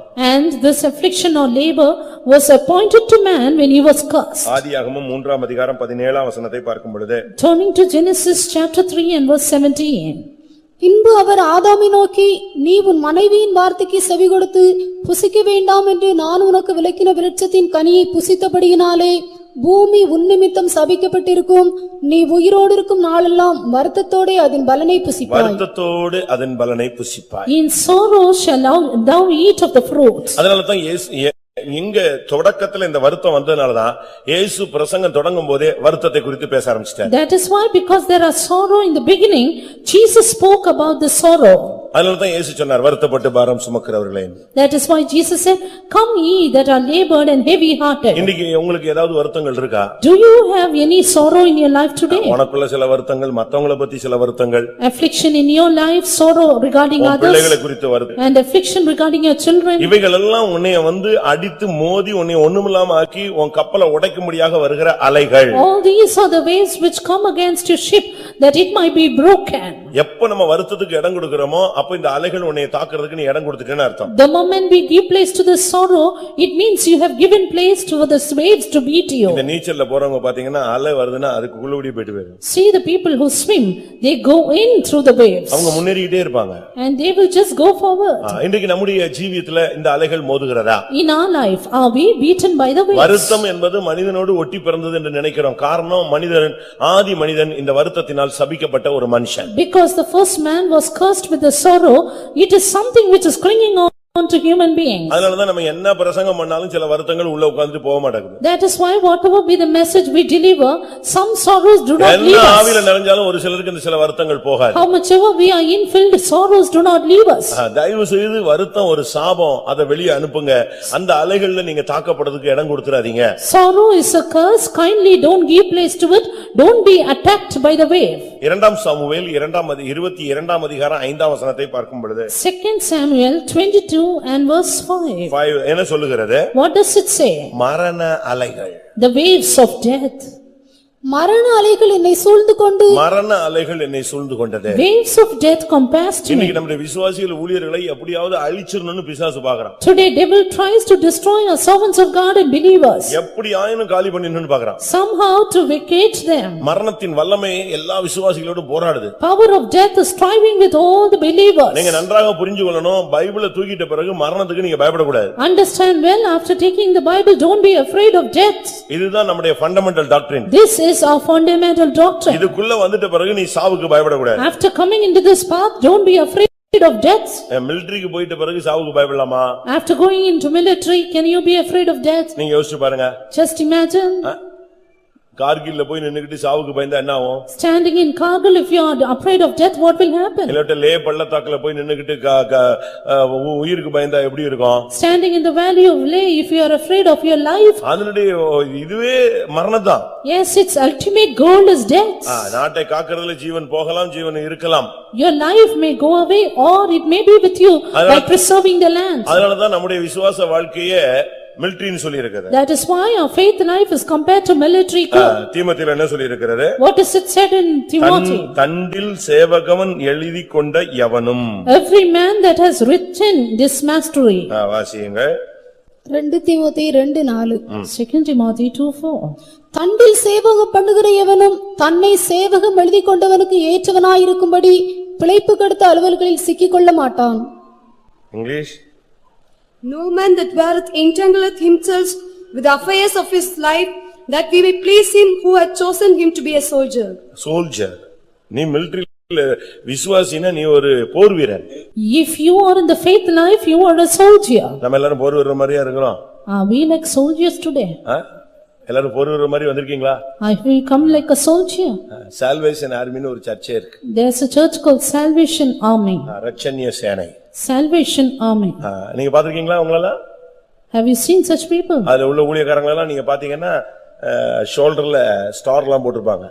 The servants of God, they have the stars in the shoulder. பாஸ்டரும் பாத்துக்கலாம், அந்த ஸ்டாரை வச்சே அந்த பாஸ்டருடைய designation என்னங்கறத கண்டுபிடிச்சுக்கலாம். With the star you can find the designation of the pastor. சகோதரிகளும் போட்டுப்பாங்க. Even the sisters have that. ஊழியக்கார சிஸ்டர்ஸ்க்கும் ஷோல்டர்ல என்ன இருக்கும்? மிலிட்டரி மாதிரி ஒரு ஸ்டார் கோட் எல்லாம் போட்டு வச்சிருப்பாங்க. Worker sisters, they have the stars and the designation. அவங்க நாங்கள் ரட்சணிய சேனைன்னு ஆண்டவருடைய சோல்ஜர்னு காட்டுறாங்க. They show that they are the army of God. நீங்க உட்கார்ந்திருக்கவங்க அப்படி பார்த்தா தெரியுதா? You who are seated here, are you like soldiers? தண்டில் சேவகம் எழுதி கொண்டவர்களாம் இருக்கீங்களா? Have you written in to become a soldier? Military மாதிரி இருக்கீங்களா? Are you like military? கர்த்தருக்காக நம்ம ஒரு போர் சேவகர்கள். We are soldiers for Christ. அதனால தான் அதுக்கு மேல உள்ள வசனம் என்ன சொல்லுது? That is why what is the verse above? நீயும் இயேசு கிறிஸ்துவுக்கு நல்ல போர் சேவகனாய் தீங்கை அனுபவி. Thou therefore endure hardness as a good soldier of Jesus. அப்ப நல்ல போர் சேவகனுடைய அடையாளம் தீங்கை அனுபவிப்பதுதான். A good soldier has a symptom of enduring hardness. நீங்க யோசிச்சு பாருங்க. Just look into மரண அலைகள் வந்துகிட்டே இருக்கும். waves of death may hit you. மரணம் எப்படியாவது உன்னை வாரிட்டு போணும்னு ட்ரை பண்ணும். Death will try to engulf you. ஒரு வியாதியின் மூலமாக, it may be through ஒரு sickness, போராட்டத்தின் மூலமாக, through a conflict, ஒரு ஆபத்தின் மூலமாக, through a danger, ஒரு விபத்தின் மூலமாக, through an accident. ஏதாவது ஒரு விதத்துல உன்னை வாரிட்டு போறதுக்கு இந்த மரணத்தின் ஆவி போராடும். The spirit of death may strive to take you away.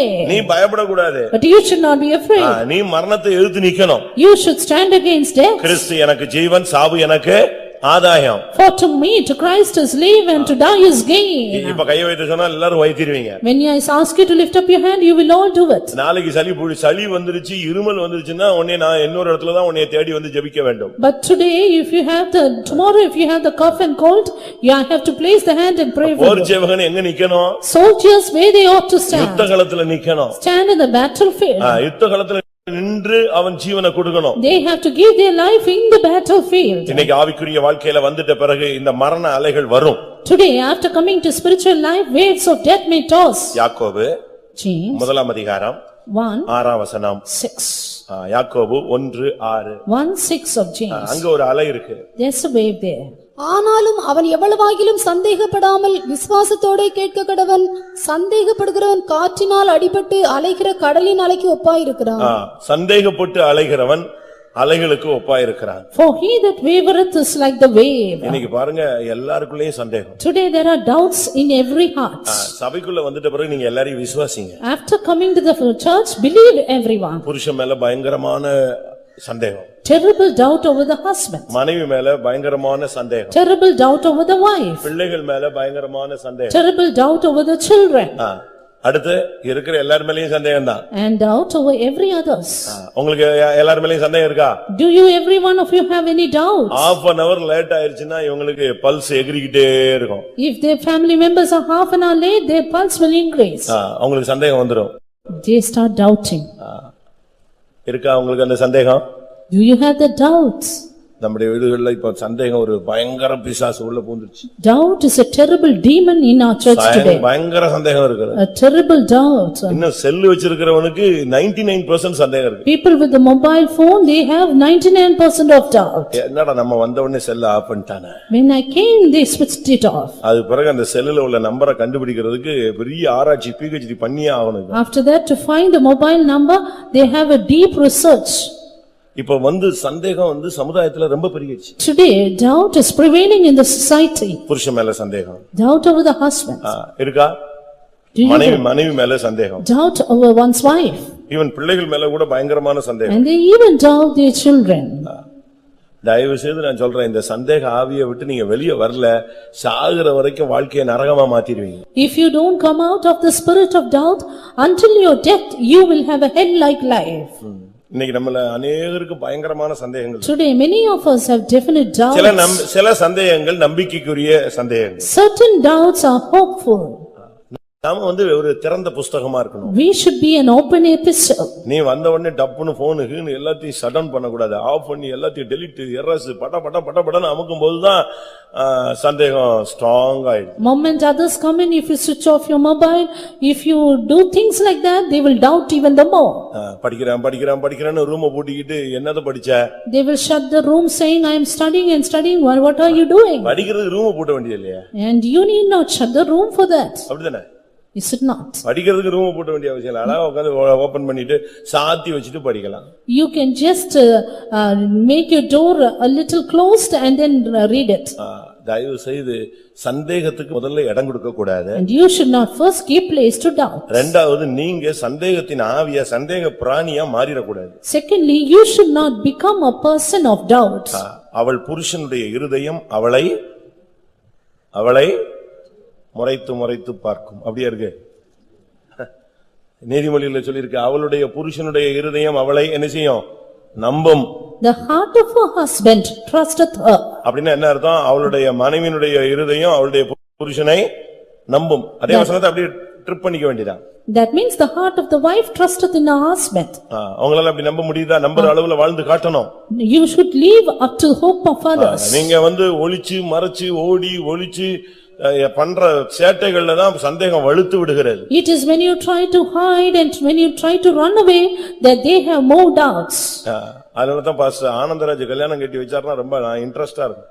That is why Pastor Anandaraj would give beautiful things. நீங்க பாத்துக்கிங்களா அவர் கல்யாணம் கட்டி வைக்கிறதெல்லாம்? அங்கேயே மாமியார் மாமனார் எல்லாரும் தோலையும் பாதி உரிச்சிடுவாரு. Have you seen him solemnizing marriages? He would peel off the skin of the mother-in-law. ஒரு கல்யாணத்துல மாமியாரை எழுப்பி விட்டுட்டாரு. And in one marriage he made a mother-in-law stand up. அவங்க அன்னைக்கு என்ன செய்யணும் தெரியல, ஒரு பாஸ்டர் சொல்றாருன்னு எழுப்பி நின்னுட்டாங்க. She did not know what to do, somehow stood up because pastor said. பழைய கதைகளை பேசுறது and telling about the old fables, பழைய காரியங்களுக்கு சிந்திக்கிறது and thinking about the old things. இப்படி எல்லாம் பல காரியங்களை சிந்திக்கும்போது சந்தேகம் தானாவே வந்துரும். Likewise, இது ஒரு அலை. Likewise, because doubt is a wave, when you think about many things it will come in. இது சில வீடுகள்ல நார்மலா வீசிக்கிட்டே இருக்கு. In some houses it is normal. ஏன்னா கடல்ல எப்பவுமே எப்படி இருக்கும், ஸ்மூத்தா ஒரு அலைகள் ஓடிட்டே இருக்கும். Because ocean always have smooth waves in it. ஆனா சில வீடுகள்ல பாத்தீங்கன்னா அடிக்குது, பயங்கரமா அடிக்குது. But in some houses it is a terrible act.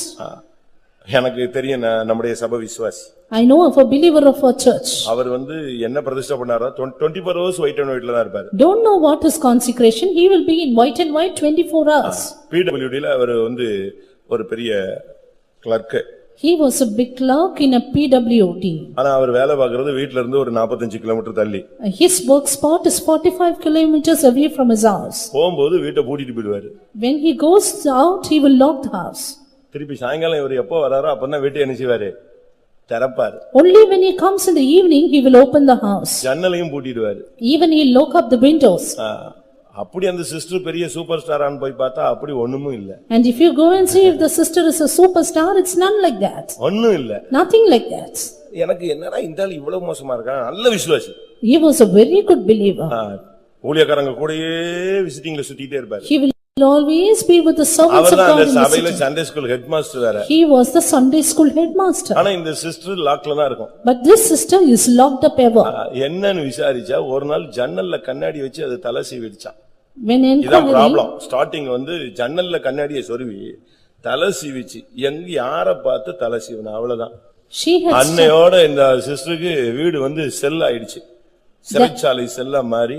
ஜன்னலையே திறக்க கூடாதுதான், கதவையும் பூட்டி வச்சுட்டான். பாவம். That sister had stuck up the mirror in the window and combed the hair. Because of that, the doubt started and finally she was locked up. Pastor ஃபெய்த்தம்ல இருக்கிறார், அப்படினா நாங்கள் போகிற பாதை அவருக்கு தெரியாதுன்னு நீங்க நினைக்கலாம். And you may think pastors in the faith home, he doesn't know the path that we go through. முதல்ல ஃபர்ஸ்ட் பாயிண்ட், சந்தேகப்படுற மாதிரி நடத்ததை நிறுத்த வேண்டும். The first point is stop walking that others may doubt you. இரண்டாவது, வீணான சந்தேகங்களை நீங்கள் தவிர்க்க வேண்டும். Second point, avoid strange doubts. இல்லன்னா இந்த அலை கொஞ்சம் கொஞ்சமா வீசி வீசி ஒரு நாள் உங்களுடைய வீட்டை, குடும்பமாகிய வீட்டை உடைத்து நொறுக்கிவிடும். Or else little by little the waves will rise and finally break up your family. நான் அடிக்கடி சொல்லுவேன் ஒரு சம்பவம். Very often I tell an incident. கண்ணால் பார்த்த சம்பவம். That which I saw with my eyes. ஒரு சகோதரிக்கு காது கேட்காது. One sister could not hear. ஆனா teacher. But she was a teacher. அவர் ஒரு கம்பெனில வர்க் பண்றாரு. Yes, her husband was working in a company. இந்த அம்மாவை கொண்டு போய் ஸ்கூல்ல விடுவாரு. And he would drop her in the school. School வாசல்ல விடும்போது டீச்சர்ஸ் பிள்ளைங்க எல்லாம் விஷ் பண்ணுவாங்க. At the entrance of the school, the teachers and the children will wish her. எப்படி இருக்கீங்க சார் அப்படிமாங்க. How are you? நல்லா இருக்க மேடம், நீங்க எல்லாம் எப்படி இருக்கீங்க? Yes, I am all good. இது டெய்லி சம்பவம். And this is a daily incident. ஆனா இந்த அம்மாவுக்கு அது கேட்காது. But this mother could not hear it. இது பையனை கூப்பிட்டு கேட்கும். இந்த டீச்சர் வந்த உடனே அப்பா சிரிச்சாரே, என்ன சொல்லி பேசினார்? என்ன இது காது கேட்கல பாத்தீங்களா?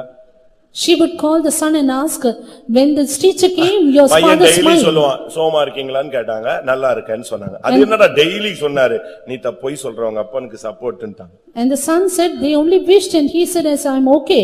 Why does he wish every day? இப்படியே சந்தேகம் வலுத்து வலுத்து வலுத்து வாழ்க்கையை கெட்டு எல்லாமே செத்து போயிட்டாங்க வச்சுக்கோங்களேன். Step by step the doubts increased, they were spoiling their life. ஃபேமிலியே ஒண்ணுமில்லாம போச்சு. The whole family was lost. இருக்கா இந்த ஆவி? Do you have the doubts? ஒரு சிலர் சொல்றது, உங்க ஆவியிலே நான் பார்க்கிறேன், நல்லா சொல்லுங்க பாஸ்டர் அப்படின்னு. Some say, pastor say it well, I am seeing it in the spirit. ஒரு சிலர் சொல்றாங்க, இவர் அங்க பார்த்தாதான் தெரியும் அவங்க பண்ற சேட்டைகள் எல்லாம் அப்படிங்கறீங்க. Some others say, we will not know their சந்தேகம் என்னும் அலை Waves are a doubt. இந்த அலைக்கு நீ இடம் கொடுத்தேன்னா உன் கப்பல் ஒரு இடத்துல தட்டி நின்றும். Doubts are waves. If you give place, it will stuck and break your அதுக்கு ship. பிறகு ஆண்டவர் உன் வாழ்க்கையில இளைப்பாற முடியாது. And then God cannot rest in your life. நீ நாடிய துறைமுகத்தை போய் சந்திக்க முடியாது. You cannot reach the desired haven. இந்த சந்தேகம் உனக்குள்ள வந்துருச்சுன்னு சொன்னாலே குடும்பத்தை போட்டு அலக்கழிக்கும். உன்னால வேலை பார்க்க முடியாது. If this doubt comes into you, your family will be in toss. உன்னால பக்கத்து ஊர்ல போய் பிசினஸ் செய்ய முடியாது. And because of you, others cannot do the business. திருப்பி சொல்லாம கொள்ளாம வீட்டுக்கு வருவான். And they will run away home. அவசியம் இல்லாம சுத்துவான். They will move about without necessity. சந்தேகம் ஒரு பொல்லாத ஆவி. Doubt will begin in you. யூதா 13ஆம் வசனத்தை பார்க்கும் பொழுது Turning to Jude 13. தங்களுடைய அவமானங்களை நுரை தள்ளுகிற அமளியான கடல் அலைகள். The waves which form out their shame. அவமானங்களை நுரை தள்ளுகிற ஒரு அனுபவம். The waves forming out the shame. யூதா 13ஆம் வசனம். Jude verse 13. தங்கள் அவமானங்களை நுரைத்தள்ளுகிற அமளியான கடல் அலைகளும் தங்கள் அவமானங்களை நுரை தள்ளுகிற தன்னுடைய தோல்விகளை வெளியே சொல்றது கூட ஒரு அலைதான். Yes, even telling out our own weakness is a wave. அது நல்லது பெரிய அறிக்கைன்னு சொல்லிட்டு தன்னுடைய அதுவே ஒரு அவமானம். அந்த அவமானங்களை நுரை தள்ளுகிற அமளியான கடல் அலைகள். Something, it is a good habit of confessing things to others, but that is forming out the shame. நீங்க உங்களுடைய ஜீவியத்தில் உள்ளதான உங்களுடைய குடும்பத்தில் உள்ளதான அவமானங்களை நீங்கள் வெளியே சொல்லிட்டீங்கன்னா அது ஒரு டைம் வரும்போது உனக்கு அலையா அடிக்க ஆரம்பிச்சிடும். If you tell out the shame, the weakness in your life, in your family life, then it will form out as wave one day. இவங்க கல்யாணம் கட்டின உடனே இவங்க பழைய கதையெல்லாம் சொல்லுவாங்க. ஹிஸ்டரி பயோடேட்டா சொல்லுவாங்க. When somebody start talking with them, they tell their whole history. ஒவ்வொரு பையனும் சொல்லுவான், ஒவ்வொரு பிள்ளையும் சொல்லும். And every son and every daughter will do அது it. காலங்கள் வரும் பொழுது அது திரும்பி ஒரு பெரிய அலையா உருவெடுத்து வீச ஆரம்பிக்கும். Finally, when times pass away, it will come up as waves against உன் them. ஜீவியத்தில் உள்ள தோல்வியே ஒரு அவமானம். The weakness in your life is your shame. அதை வெளியே சொல்லக்கூடாது. கர்த்தர்ட்ட மட்டும் தான் அறிக்கையிடணும். Don't tell it out, only confess it to God. நான் டைம் வந்தா அதை ஒரு பிரசங்கம் பண்றேன். When time comes, I will give a message. அறிக்கை செய்வது எப்படின்னு சொல்லி. How to confess. அறிக்கை யார்கிட்ட செய்யணும் எப்படி செய்யணும்னு தெரியாம எதையுமே செய்யக்கூடாது. To whom to confess, without knowing that, don't do it. நீங்க அறிக்கை செய்யறதுன்னு சொன்ன உடனே சபையில இருந்துச்சு அறிக்கை செய்யறதில்ல. சில காரியங்களை சம்பந்தப்பட்டவங்கிட்ட சொல்லலாம், சில காரியங்களை ஊழியக்காரங்கிட்ட சொல்லலாம், சில காரியங்களை தெய்வத்திட்ட மட்டும்தான் சொல்லணும். Confession doesn't mean you have to confess in the church as a whole, but confess it to the related ones. Some things confess to the servants of God and some other only to God. தெய்வத்திட்ட சொல்ல வேண்டியது போய் நீ ஊழியக்காரன்ட்ட சொல்லக்கூடாது. That which you have to say to God, don't tell it to the servants of நீ God. ஊழியக்காரன்ட்ட சொல்ல வேண்டியது போய் மனைவி புருஷன்ட்ட சொல்லக்கூடாது. That which you have to tell to the servants of God, don't tell it to wife and husband. நான் அதுக்கெல்லாம் வசனம் பின்னால இருக்கு, நான் சொல்றேன். There are verses for that, I'll tell you. அறிக்கை யார்கிட்ட செய்யணும்னு முதல்ல உனக்கு தெரியணும். To whom should you confess? You need to know that. நீ சொல்லக்கூடாத இடத்துல போய் அறிக்கையை சொல்லக்கூடாது. Don't confess in places you should not. அப்படி நீ தேவையில்லாத இடத்துல அறிக்கை செய்யும் பொழுது உன்னுடைய வாழ்க்கையில உன்னுடைய பயணம் முன்னேறி போகாது. When you make unnecessary confession, your voyage will not be ahead. அறிக்கை ஒரு புனிதமானது. Confession is sacred. அது பாவத்தை நீ குழி தோண்டி புதைக்கிற, அது தேவன் மன்னிச்ச உடனே அந்த இடம் புனிதமா மாறிடுது. It's an experience of burying your sins and finally when God forgives, it is divine. எரிகோவில் புகுந்து ஆகான் எல்லாத்தையும் எடுத்துட்டு வந்துட்டான். Achan took everything being in Jericho. இப்ப அவன் பேர்ல சீட்டு விழுந்துடுச்சு. Now the Lord is cast in his name. யோசுவா அவன்கிட்ட சொல்றான், Joshua said to him, மகனே அறிக்கை பண்ணி தேவனை மகிமைப்படுத்து. My son, confess and glorify God. அறிக்கை என்பது என்னது? Therefore confession. நீ உன்னை பாவின்னு ஒத்துக்கொள்ளும் போது தேவனை என்ன செய்கிற? பரிசுத்தர் என்று மகிமைப்படுத்துகிறாய். When you accept that you are a sinner, God is glorified as holy. தாய் தகப்பன்ட்ட சொல்ல வேண்டிய அறிக்கை இருக்கு, புருஷன்ட்ட சொல்ல வேண்டிய அறிக்கை இருக்கு, புருஷன்ட்ட சொல்லக்கூடாத அறிக்கை இருக்கு. There are confessions you make to the parents, making to the husband, and that which you should not make to the husband. நீ ஒரு விபச்சாரியாக இருந்தால் தெய்வத்திட்ட போய் நான் ஒரு விபச்சாரின்னு சொன்னா அவர் உன்னை மன்னிச்சிடுவாரு, அதை மறந்துடுவாரு. நீ ஒரு விபச்சாரின்னு போய் உன் புருஷன்ட்ட சொன்னீன்னா சாகுற வரைக்கும் அவன் மறக்க மாட்டான். You being an adulterer, if you confess to God, God will forgive and forget. But when you say to your husband, he will not forget it until his death. அவன் மனுஷன். He is a man. நேரம் வரும்பொழுது அந்த மனுஷத்தன்மை வெளியே வரும். Time will come when his human nature will be revealed. அவன் பூரணனாகல. He is not perfect. அவன் பெரிய தெய்வீகத்துல பூரணமா குதிச்சிட்டு வானத்துல இருந்து வந்தறல. He is not perfect in divinity. அந்த விஷயத்தை நீங்க ரொம்ப கவனமா இருக்கணும். Therefore you need to be very careful. நீ அங்க செய்ய வேண்டிய இடத்தை அந்த தேவனுக்கு முன்னால மட்டும் தான் செய்யணும். Confession you need to make to God, do it only to him. உங்களுக்கு யாருக்கு மேலயாவது வருத்தங்கள் இருந்தா நேரா போய் பிரதர் நான் உங்களை அன்னைக்கு துக்கப்படுத்திட்டேன், அவசரப்பட்டு பேசிட்டேன், என்னைய மன்னிச்சிருங்க, அதுவும் ஒரு அறிக்கை தான். If you have bitterness or grief again, you can directly tell it to the related ones and say, forgive me. ஒரு சிலருக்கு என்ன பண்ணணும்னு தெரியாது. Some do not know what to do. கடைசில உன்னுடைய வாழ்க்கை ஒண்ணுமில்லாம போய்டும். Finally your life will become nothing. அவமானங்களை நுரை தள்ளுகிற அமளியான கடல் அலைகள், roaring waves which form out one chain. உன்னுடைய ஜீவிதத்தில் உள்ள தோல்வியவே நீ வெளியே சொல்லி கடைசில அதுவே உனக்கு ஒரு அலையா மாறி உன் வாழ்க்கையை அடிச்சிட்டு போய்டும். Telling about the failures in your life, finally one day it will be a wave taking you away. இந்த அலைகள் வேகமா வரும்போது உன்னை கப்பலையே மூடிடும். When this wave come fast, it will close up your ship. மத்தேயு 8:24 வசனத்துல பாத்தீங்கன்னா படவை மூடிவிடக்கூடிய அளவுல இந்த அலைகளுக்கு சக்தி இருக்கு. Matthew 8:24 we see the waves have the power to even cover up the ship. விசுவாசத்தை ஒண்ணுமில்லாமாக்கிடும். It will make your faith nothing. பரிசுத்தத்தை ஒண்ணுமில்லாமாக்கிடும். Holiness nothing. தேவ சமூகத்தை ஒண்ணுமில்லாமாக்கிடும். Making presence of God nothing. சீயோன் உனக்கு கிடைக்காது, எருசலேம் கிடைக்காது. And you will not get Zion and Jerusalem. ஆனபடியால் இந்த விஷயத்துல ரொம்ப நீங்க கவனமா இருக்கணும். Therefore let us be very careful in this. நீ பாவின்னு சொல்லலாம், ஆனா என்ன பாவம் செஞ்சேன்னு ரோட்ல நின்னு சொல்லக்கூடாது. You can tell you are a sinner, but don't confess your sin in the streets. உன்னுடைய தெய்வீகத்தை நீ காத்துக்கொண்டே போகணும். Preserve your divinity. யோனா 2:3 வசனத்தை பார்க்கும் பொழுது, Telling to Jonah 2:3. அங்க என்ன சொல்லப்பட்டிருக்கிறது? There what does it say? பயங்கரமான கடல் அலைகள் அவனோடு மோதினது. Terrible waves were hitting against him. வெள்ளங்களும் அலைகளும் என்மேல் புரண்டது. Waves and floods compass me இது about. நிந்தை அவமானங்களை காண்பிக்கிறது. Yes, this shows reproaches and shame. குற்றச்சாட்டுகளை காண்பிக்கிறது.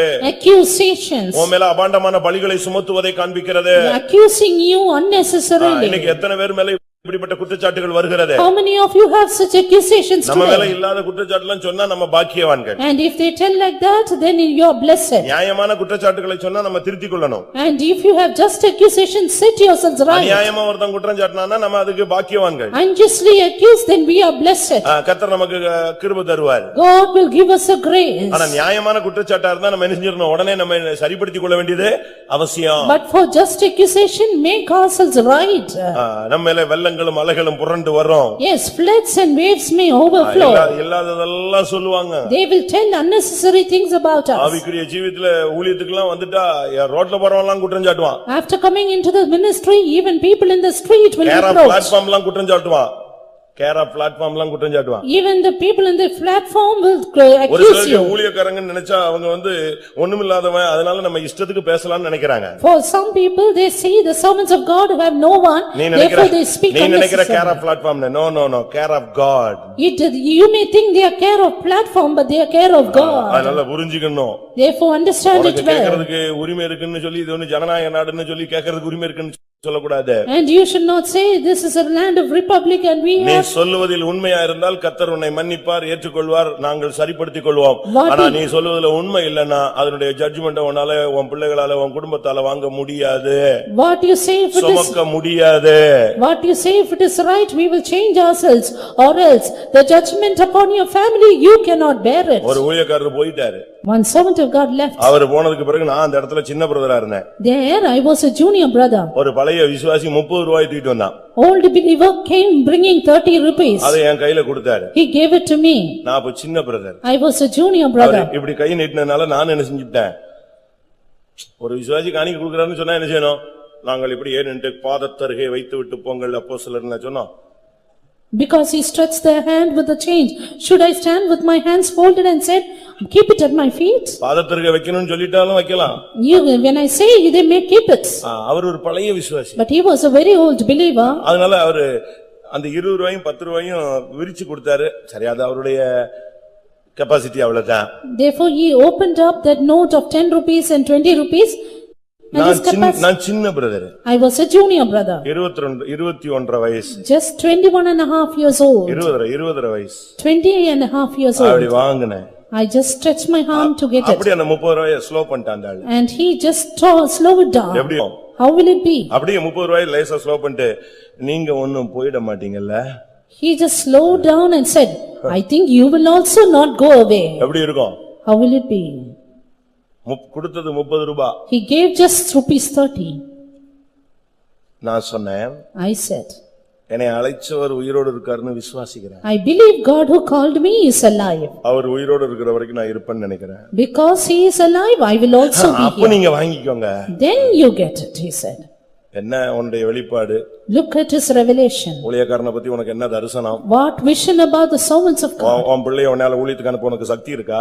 And do you have the right to give your child for the ministry? கற்பப்பரப்புல Zion பிறக்குமா? And will a Zion be born out of you? நீ அனுப்பி பாரு உன் பிள்ளையை, அவன் இங்க சம்மர் ஷாட் அடிக்கிறானா என்ன டைவ் அடிக்கிறானான்னு பாரு. And after that you can see your children easy in somersault. அப்படி அனுப்பிட்டு அவன் சாதிச்சிட்டான்னா நீ என்னை வந்து சொல்லு. After doing that, if he achieves God, then you can tell me. உன் பிள்ளை சீயோனுக்கு வருவானா, வந்துட்டானா, வர போறானா? Will your child reach Zion? Will he come out or is he going to come? அவன் எங்க இருக்கான்னு எனக்கு எல்லாம் தெரியும். I know where he is. அவ எங்க இருக்கான்னு எனக்கு எல்லாம் தெரியும். I know where she is. யோசிச்சு பாருங்க. Just think. அதாவது நம்ம இஷ்டத்துக்கு என்னத்தையாவது பண்ணிர கூடாது. Don't say, do or say something as we அபாண்டமான like. குற்றச்சாட்டுகள் சொல்லக்கூடாது. Don't tell unnecessary accusations. அவங்களெல்லாம் நான் பார்த்துட்டேன். I have seen all such people. அவங்கெல்லாம் என்ன ஆனாங்கன்னு என் கண்ணு முன்னாலேயே பார்த்திருக்கேன். And before my eyes I have seen the judgment. நானே அடக்கம் பண்ணியிருக்கேன். I myself have buried them. எதுக்கு இத சொல்றேன்? பயங்கட்டதுக்கு சொல்லல. Why I tell this, not that you may be afraid, but waves may come up. அலைகளை அடக்குகிறவர் எங்களோடும் நம்மோடும் உங்களோடும் எல்லாரோடும் இருக்கிறார். But God who stilleth the waves is with us, with you and with all of us. நான் இத சொன்ன உடனே ஒரு letter எழுதி போடுவியா நீ? போடுவியா? சக்தி இருக்கா? Do you have that power? ஆண்டவர் எல்லாத்தையும் அப்படியே பார்த்துட்டே இருப்பார். Yes, God is looking at everything. ஆல்டர்ல நிக்கிறேன் நான். I am standing in the altar and speaking. அதனால நான் கோபத்துல எல்லாம் பேசல, நான் சும்மா சொல்றேன். அலைகள் வரும். Waves may come. நம்முடைய விசுவாசிகளை பத்தி கூட எனக்கு ரொம்ப லெட்டர் வந்திருக்கு. I have also known much about our believers. நான் அதெல்லாம் சொல்லவா செய்றேன்? Am I telling all about that? அநியாயமாவும் இருக்கும், நியாயமாவும் இருக்கும். It may be false accusation, it may be just also. எத்தனை லெட்டர் வருது? However, how many people are here? எத்தனை letter நான் வச்சிருக்கிறேன்? How many am I kept? உன்னை பத்தி உங்களோட குடும்பத்தை பத்திலாம் எழுதுவான். அவன் கத்தர், அவனுக்கு அவன் கணக்கு கொடுத்தான் அவனும். Yes, about your family, about you, I know many things, but everyone have to give the account to the Lord. அவரை ஏரியா பிரேயர் எடுக்க அனுப்பாதிருங்கள் அப்படிங்க. அப்ப நீ வா, எடுக்க வைக்கிறேன். And you say, don't send him for the area prayer, then you come and conduct it. பேரையாவது போடுறா, அதையாவது போடு. At least you write your name in the letter. நான் உன்னை ஏரியா பிரேயர் எடுக்க வைக்கிறேன். I will make you take the area prayer. எல்லாம் குற்றச்சாட்டுகள். நம்ம தேவ சமூகத்துல இருக்கிறோம், நம்ம வந்து இந்த தொழிலையே விட்டுறணும். We are in the presence of God. Leave the habit of writing anonymous letter. நீ சபையில நீ ஒரு அலையா இருக்காத. You don't be a wave in the church. மத்தவங்க பிள்ளைகள் எல்லாம் குற்றச்சாட்ட நமக்கு என்ன அதிகாரம் இருக்கு? What right have we to blame the children of others? மற்ற வீட்டு பிள்ளைகளை குற்றச்சாட்டுறதுக்கு, புருஷனை குற்றச்சாட்டுகிறதுக்கு, விசுவாசிகளை குற்றச்சாட்டுகிறதுக்கு நமக்கெல்லாம் ஒண்ணும் தகுதி கிடையாது. We are not at all worthy to accuse the children, the wife, the husband of other families. அநியாயமா யார் மேலயும் அநியாயமா சொல்லிடாதீங்க. Don't falsely accuse anyone. அவர் கையில உள்ள தராசை தூக்கி பிடிச்சாருன்னா நானும் நீ எல்லாம் ஒண்ணுமே நிக்க முடியாது. If he would take the balance, you and me cannot stand. கர்த்தருடைய சபையில ரவுடித்தனம் பண்ணக்கூடாது. In the church of God, don't show your rowdyism. பண்ணவனெல்லாம் நான் சொன்னேன்னு நீங்க இப்ப பயந்து நடுங்கி போடுவீங்க. என்ன If you do like that, then you will fear and tremble. இன்னைக்கு இருக்கான், இன்னைக்கு இருக்கிறார்கள். Even today he is. அவருக்கு டிவைன் ஹீலிங்க்கு நான் தான் கார் ரெடி பண்ணி தருவேன். And I used to prepare this thing for the divine healing. ஏன்? Why? உனக்கு என்ன நடந்துச்சு? What happened for you? உனக்கு என்ன நடந்துச்சு? What happened to you? ஒரு சகோதரன் பாவம் விவரம் தெரியாம ஊழியக்காரருக்கு ஒரு விதமா ஒரு 2-3 விசுவாசி வீட்டுல போய் பேசிட்டு வந்துட்டார். A brother without his knowledge, he spoke about the servant of God in 2-3 families. தண்ணி டேங்காரன் போய் இடிச்சிட்டான் அந்த ஆளு. And the water tanker, it hit him. Lorry தொடையில ஏறி நின்னுட்டுச்சு. டிரைவர் இப்படி பார்த்தான், அப்படி இறங்கி ஓடிய போயிட்டாங்க. காரு லாரியை முன்னுக்கு எடுக்கல, பின்னுக்கு எடுக்கல. The lorry stood upon the man's thigh. The driver looking at it, he just fled away. இவன் அங்க இருந்துகிட்டு கத்தாவே நான் ஊழியக்காரங்களுக்கு விரோதமா பேசுனது தப்புன்னு எங்க லாரி கடியில கிடந்து அறிக்கைறான். நம்ம ஆளுக்கு தப்புன்னு அடி விழுந்தா ஃபர்ஸ்ட் அறிக்கை தான் ஞாபகம் வரும். Having his thigh under the lorry, he started confessing, Lord, I unjustly accuse the servants of God. வேண்டாம். No, you need not. தேவையில்லாதவைகள் வேண்டாம். Those things are unnecessary. திருப்பியும் நீ எனக்கு எதையும் தொடர்பு கொள்ளாதே. Again, don't contact me. கர்த்தருடைய சமூகத்துல சொல்லிடுறேன். In the presence of God, I tell this. தேவ சமூகத்துல நல்லா நீங்க ஆண்டவரோடு நெருங்கி வாங்க. Come get closer to God. அலைகளை நீங்களே எழுப்பி விடாதீங்க. Don't rise up waves for you. நீங்களே ஒரு அலையா மாறிடாதீங்க. You yourself don't become a wave. அந்த அலைகள் ஒண்ணே வாரிட்டு போய்டும். And that wave will take you away. உன் தேவன் எங்கே என்ற கேள்விகள் ஒரு அலையாக என்னை வந்து தாக்கிற்று. The question that where is your God came and hit me as a wave. 42ஆம் சங்கீதம் 7ஆம் வசனத்துல பார்க்கும் பொழுது Psalm 42 verse 7. தாவீது சொல்றான் ஒரு பெரிய அலை வந்து என்னோடு மோதுகிறது. David said a great wave is roaring against me. அந்த அதிகாரம் முழுவதும் உன் தேவன் எங்கே? All the chapter he says உன் where is தேவன் எங்கே God? என்று நாள்தோறும் என் சத்துருக்கள் சொல்லுகிறபடியால் என்னுடைய கண்ணீரே எனக்கு உணவாயிற்று. Because my enemies continually say where is thy God? My tears have been my meat. இன்னைக்கு பல கேள்விகள் இருக்கு. Today there are many ஏன் உன்னை questions. கர்த்தர் என்ன சுகமாக்கல? Why God did not heal? ஏன் உனக்கு இன்னும் பதில் கிடைக்கல? Why still no answer? ஏன் உனக்கு வேலை கிடைக்கல? Why still no job? இன்னும் ஜெபம் பண்ணி உனக்கு இந்த காரியம் எல்லாம் சக்சஸ் ஆகலையா? Why still not successful? இவ்வளவு நாள் நீ கோயிலுக்கு போறியே. Why still you go to the இப்படிப்பட்ட church? கேள்விகள் கூட ஒரு சந்தேகத்தை நம்ம அலைகளாக நம்மட்ட மோதிக்கிட்டே இருக்கும். Such questions may rise as the waves. எரேமியா 6ஆம் அதிகாரம் Jeremiah 46 7-8 வசனங்களை பார்க்கும்போது verses 7 and 8. எகிப்தியன் ஒரு அலை. Egyptian is a wave. எகிப்திய சக்தி ஒரு அலை. Power of Egypt is a wave. எகிப்துன்னா என்ன? பாவம். What is Egypt's sin? பாவம் ஒரு அலை. Sin is a wave. நீங்க அறிக்கை செஞ்சிருவீங்க, ரத்தத்தினால் கழுவப்பட்டுருவீங்க, ராபோஜனம் எடுத்துருவீங்க, ஒப்புரவாயிடுவீங்க. திருப்பி பாத்தீங்கன்னா வேற ஒரு சக்தியோடு அந்த வேற ஒரு ரூபத்துல இந்த வல்லமை நம்மோடு போராடுகிறது. You may confess, you may take the communion, get reconciled, but it will fight again with us. எகிப்தினுடைய ஆவி எப்படிப்பட்டது? Spirit of Egypt, how is it? தொடருவேன், I will continue, பிடிப்பேன், I will pursue, கொள்ளையாடுவேன், I will spoil, பங்கிடுவேன், I will pay N the ஆசை portion, அவனில் திருப்தியாகும். my desire shall be satisfied. இதுதான் அவனுடைய ஆவி. This is his spirit.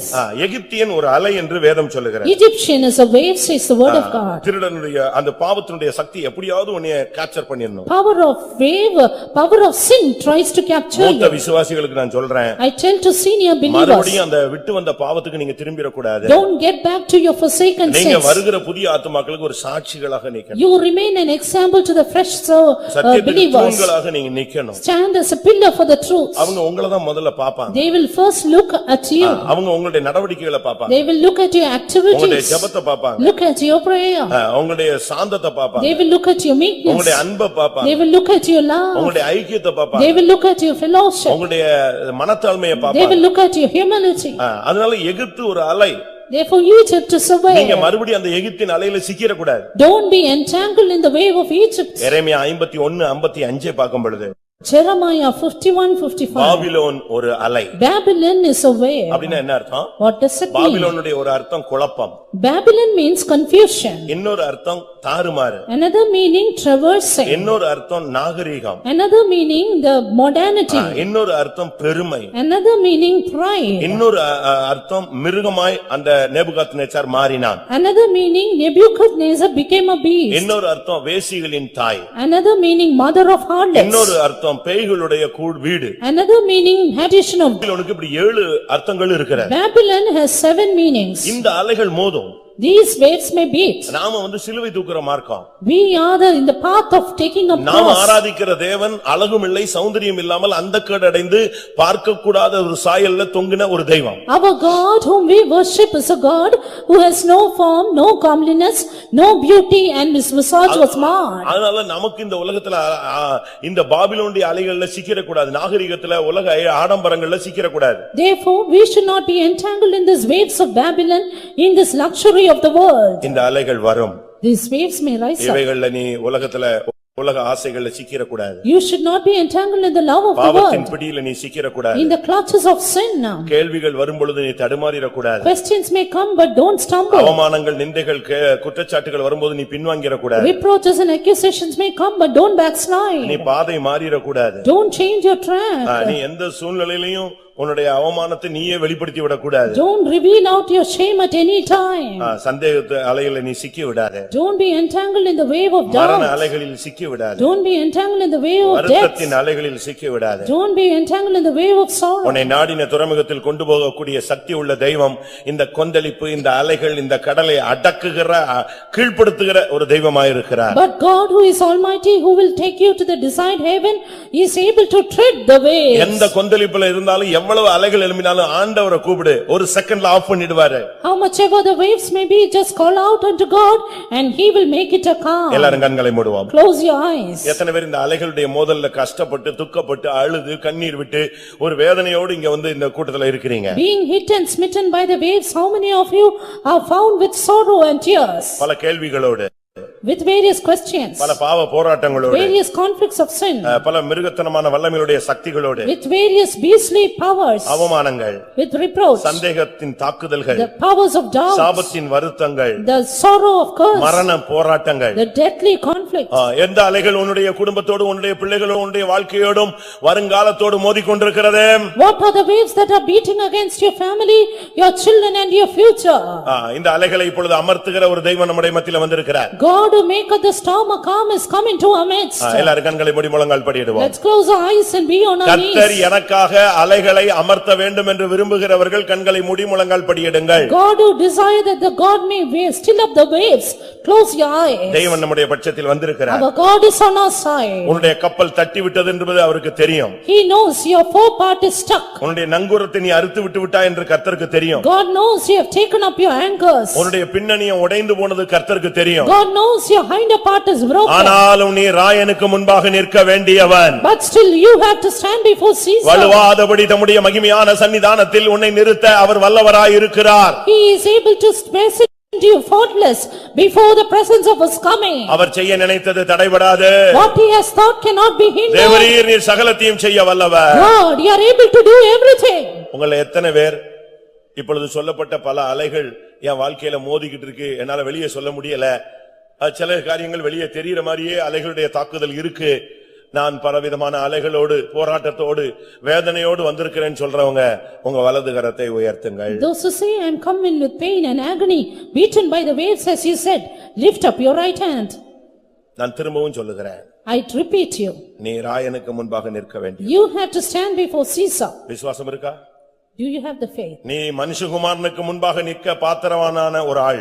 You are counted to be worthy to stand before the Son of Man. இன்னைக்கு நீ கண்ணை மூடினால நீ உன்னை கர்த்தர் மனுஷகுமாரனுக்கு முன்பாக கொண்டு போய் நிறுத்துவார். Today if you close your eyes, God will present you before the Son of Man. உன்னுடைய அழைப்பு விலையேற பெற்றது. Your calling is precious. உன்னுடைய அபிஷேகம் விலையேற பெற்றது. Anointing is precious. அலைகளை பார்த்து பயப்படாதே. Don't be afraid of the waves. அலைகளை பார்த்து நீ பயப்படாதே. Don't be afraid of the waves. அலைகளை பார்த்து பயப்படாதே. Don't be afraid of the waves. இவைகளை அதட்டுகிற தெய்வம் ஒருவர் உண்டு. Yes, a God who maketh it a calm. இவைகளை அடிக்கிற கர்த்தர் ஒருவர் உண்டு. Yes, a God who smites at it. இவைகளின் மேல் நடந்து கீழ்ப்படுத்துகிற தெய்வம் ஒருவர் உண்டு. Yes, a God who rules by treading it.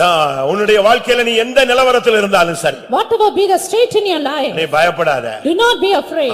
நாலாம் ஜாமத்திலே கடல் அலைகள் மேல் நடந்து வந்தவர் இன்றைக்கு உன்னுடைய அலைகளை அமர்த்தும்படியாக இதோ நடந்து வருகிறார். God who walked upon the sea in the fourth night watch, he is walking upon your problems today. நான் திரும்பவும் கேட்கிறேன், I ask you, அலைகள் என் வாழ்க்கையில் மோதி அடித்துக் கொண்டிருக்கிறதுன்னு சொல்றவங்க மட்டும் கைகளை உயர்த்துங்க. those who say waves are beating up, lift up your hand. பாவத்தின் போராட்டம், Conflict of sin, நாகரிகத்தின் போராட்டம், conflict of modern, கேள்விகளுடைய போராட்டம், conflict of other things, அவமானங்கள், conflict of reproach, பலவிதமான குழப்பங்கள், conflict of confusions, சந்தேகங்கள், doubts.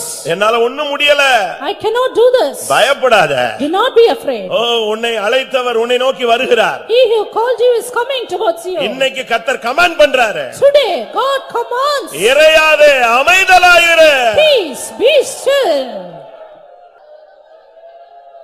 Hallelujah, hallelujah, hallelujah, hallelujah, hallelujah. Sidabalagada balaka, sidibigala manaka, sida. ஆமென், ஆமென், ஆமென். ஆம், இவ்வளவு நேரம் அலைகளை பத்தியே உங்களுடைய கவனம் சென்று விட்டது. வாழ்க்கையில இந்த பிரச்சனை இருக்கு, அந்த பிரச்சனை இருக்கு, இந்த பிரச்சனை இருக்கு, இப்படி ஆயிடுச்சு, அப்படி ஆயிடுச்சு, என்ன பண்ண போறோம்? உண்மைதான், மனித வாழ்க்கையில பயங்கரமான போராட்டங்கள் உண்டு. நான் அதுக்கு தான் முதல்லயே சொல்லிட்டேன், உன்னை அழைத்தவர் கடல் அலைகளை அதட்டுகிறவர். நீ அவரை கொஞ்ச நேரம் நோக்கி பாரு. ஆமென், அவரை நோக்கி பார். அவரை நோக்கி பார்த்தவர்கள் பிரகாசம் அடைந்தார்கள். ஆமென். அவர்கள் வெட்கப்பட்டு போனதே இல்லை. நிச்சயமா இந்த கூட்டத்துல வந்து முழங்கால்ல நிக்கிற உன்னுடைய வாழ்க்கையினுடைய அலைகளை இன்றைக்கு இந்த கூட்டத்துல 12-12க்கு கர்த்தர் அந்த வல்லமை அதட்டுகிறார், அடிக்கிறார், கீழ்ப்படுத்துகிறார். இந்த அலைகள் ஒருபோதும் உன்னை மேற்கொள்வது இல்லை. ஹல்லேலூயா, ஹல்லேலூயா, ஹல்லேலூயா. ஆமென். உண்மையாகவே பல சந்தேகங்களும் பல கேள்விகளும் பல குழப்பங்களும் உச்ச கட்டத்தில் இருக்கு. தெய்வம் வந்து இந்த கடலை அலைகளை கட்டுப்படுத்தினாதான் நான் அடுத்த ஸ்டெப்பே எடுத்து வைக்க முடியும். அப்படி ஒரு நெருக்கத்துல தான் நான் போய்கிட்டு இருக்கிறேன் தனிப்பட்ட வாழ்க்கையில சொல்றவங்க மட்டும் கை வைத்துங்க. எல்லாரும் அல்ல. அதான் நான் சொன்னேன், எல்லா கடலிலும் அலைகள் உண்டு. ஆனா சில கடல்கள் பயங்கர கொந்தளிப்பா இருக்கும். இப்ப என் நிலவரம் பயங்கர ஒரு நெருக்கத்துல தான் போய்கிட்டு இருக்கிறேன். தெய்வம் பிரத்யட்சமாய் இறங்கி ஒரு கமெண்ட் பண்ணாதான் நான் என்னுடைய பயணத்தை தொடர முடியும் சொல்றவங்க கை வைத்துங்க. ஆமென். பயப்படாத, நீ வெட்கப்பட்டு போவதே இல்லை. உன்னை இந்த மார்க்கத்துல கொண்டு வந்த தெய்வம் இதோ நடந்து வருகிறார். கொந்தளிப்பின் மேல் கடந்து வருகிறார்.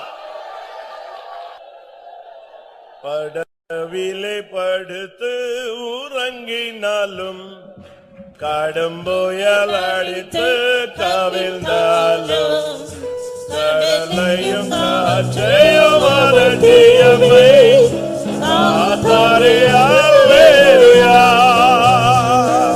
படகிலே படுத்து உறங்கினாலும் கடும் புயல் அடித்து கவிழ்ந்தாலும் கடலையும் காற்றையும் அவதியமே காத்தாரே அல்லேலூயா. படகிலே படுத்து உறங்கினாலும் கடும் புயல் அடித்து கவிழ்ந்தாலும் கடலையும் காற்றையும் அவதியமே காத்தாரே அல்லேலூயா. கடலையும் காற்றையும் அவதியமே காத்தாரே அல்லேலூயா. கடலையும் காற்றையும் அவதியமே காத்தாரே அல்லேலூயா. ஹல்லேலூயா, கடலையும் ஹல்லேலூயா. காற்றையும் அவதியமே காத்தாரே அல்லேலூயா. கடலையும் காற்றையும் அவதியமே காத்தாரே அல்லேலூயா. கடலையும் காற்றையும் அவதியமே காத்தாரே அல்லேலூயா. கடலையும் காற்றையும் அவதியமே காத்தாரே அல்லேலூயா. கடலையும் காற்றையும் அவதியமே காத்தாரே அல்லேலூயா.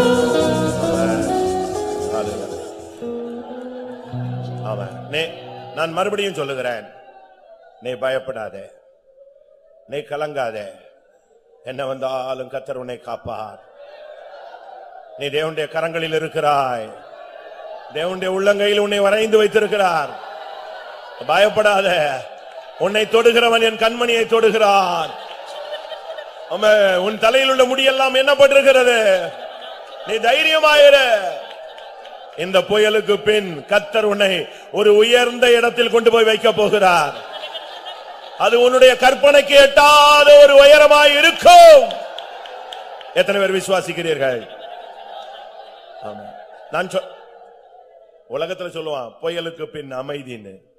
ஆனா வேத வசனம் சொல்லுகிறது, இந்த புயலுக்கு பின் உனக்கு எட்டாத உயரத்தில் உன்னை தேவன் கொண்டு போய் விட போகிறார். இதுதான் தேவன் இந்த மெசேஜில் கடைசி உனக்கு சொல்லுகிற வார்த்தை.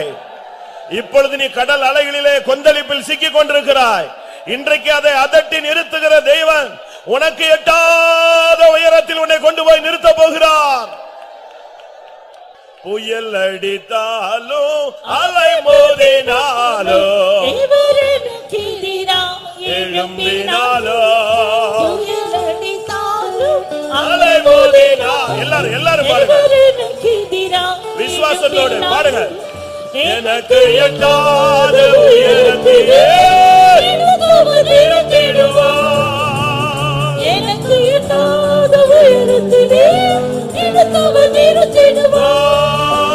புயல் அடித்தாலும் அலை மோதினாலும் எழும்பினாலும் புயல் அடித்தாலும் அலை மோதினாலும் எழும்பினாலும் எனக்கு எட்டாத உயரத்திலே நிறுத்திடுவார். எனக்கு எட்டாத நிறுத்திடுவார். எனக்கு எட்டாத உயரத்திலே எடுத்தவர் நிறுத்திடுவார். எனக்கு எட்டாத உயரத்திலே எடுத்தவர் நிறுத்திடுவார். எனக்கு எட்டாத உயரத்திலே எடுத்தவர் நிறுத்திடுவார். எனக்கு எட்டாத உயரத்திலே எடுத்தவர் நிறுத்திடுவார். எனக்கு எட்டாத உயரத்திலே எடுத்தவர் நிறுத்திடுவார். ஆமென். ஹalleluya, ஹalleluya. ஆமென், ஆமென். நான் கூட்டத்தை முடிக்க போறேன். பட் நீங்க ஒரு விசுவாசத்தோட நீங்க திரும்பி செல்லணும். ஒரு நம்பிக்கையோடு நீங்க திரும்பி செல்லணும். ஒரு காலத்துல நீங்க நம்பிக்கை நம்புகிறவங்கெல்லாம் கட்டி வெட்டி விட்டவங்க. ஆனா இன்னைக்கு கர்த்தர் ஆத்தும நம்புகிற நம்பிக்கையின் நம்புகிறதை உனக்கு திரும்ப போட சொல்லுகிறார். ஆமென். எத்தனை பேர் விசுவாசிக்கிறீங்க? நான் மறுபடியும் கேட்கிறேன், எனக்கு எட்டாத உயரத்தில் என்னை கொண்டு போய் விடுவார். எத்தனை பேர் விசுவாசிக்கிறீங்க? உண்மையா நான் நம்புறேன். நான் விசுவாசிக்கிறவர் இன்னார் என்று அறிவேன்.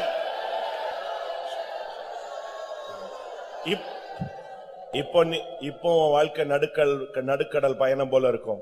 கரை சேர முடியாத நிச்சயம் இல்லாமல் இருக்கும். பயங்கர கொந்தளிப்புல கப்பல் உடைஞ்சுகிட்டு இருக்கும். கேள்விக்குறியா இருக்கும். நாளைக்கு உன் லைஃப் முடிஞ்சு போகிறதுங்க மாதிரி நிலவரத்துல இருக்கும். ஆனா இதுக்கு மத்தியில உன் நம்பிக்கை கர்த்தர் மேல் வைத்து, இப்போ கிருபையின் மேல நம்பிக்கை வச்சு நீ சொல்ல முடியுமா? எத்தனை பேருக்கு அந்த நம்பிக்கை இருக்கு? ஆமென். என் தேவனின் முன்னாக நான் போய் நிற்பேன். என் கர்த்தருக்கு முன்பாக நிற்பேன். நான் சீயோனை சேருவேன். அந்த புதிய எருசலேமுக்கு நான் போய் சேருவேன். அந்த எனக்கு எட்டாத உயரத்தில் என்னை என் தேவன் கொண்டு போவார். புயல் அடித்தாலும் அலை மோதினாலும் இவர் எனக்கு எதிராக எழும்பினாலும், புயல் அடித்தாலும் அலை மோதினாலும், இவர் எனக்கு எதிராக எழும்பினாலும், எனக்கு எட்டாத உயரத்திலே எடுத்தவர் நிறுத்திடுவார். எனக்கு எட்டாத உயரத்திலே எடுத்தவர் நிறுத்திடுவார். புயல் அடித்தாலும் அலை மோதினாலும், இவர் எனக்கு எதிராக எழும்பினாலும், புயல் அடித்தாலும் அலை மோதினாலும், இவர் எனக்கு எதிராக எழும்பினாலும், எனக்கு எட்டாத உயரத்திலே எடுத்தவர் நிறுத்திடுவார். அல்லேலூயா. எனக்கு எட்டாத உயரத்திலே எடுத்தவர் நிறுத்திடுவார். ஆமென். எனக்கு எட்டாத உயரத்திலே எடுத்தவர் நிறுத்திடுவார். எனக்கு எட்டாத உயரத்திலே எடுத்தவர் நிறுத்திடுவார். ஆமென், ஆமென். எனக்கு எட்டாத உயரத்திலே எடுத்தவர் நிறுத்திடுவார். அல்லேலூயா, அல்லேலூயா.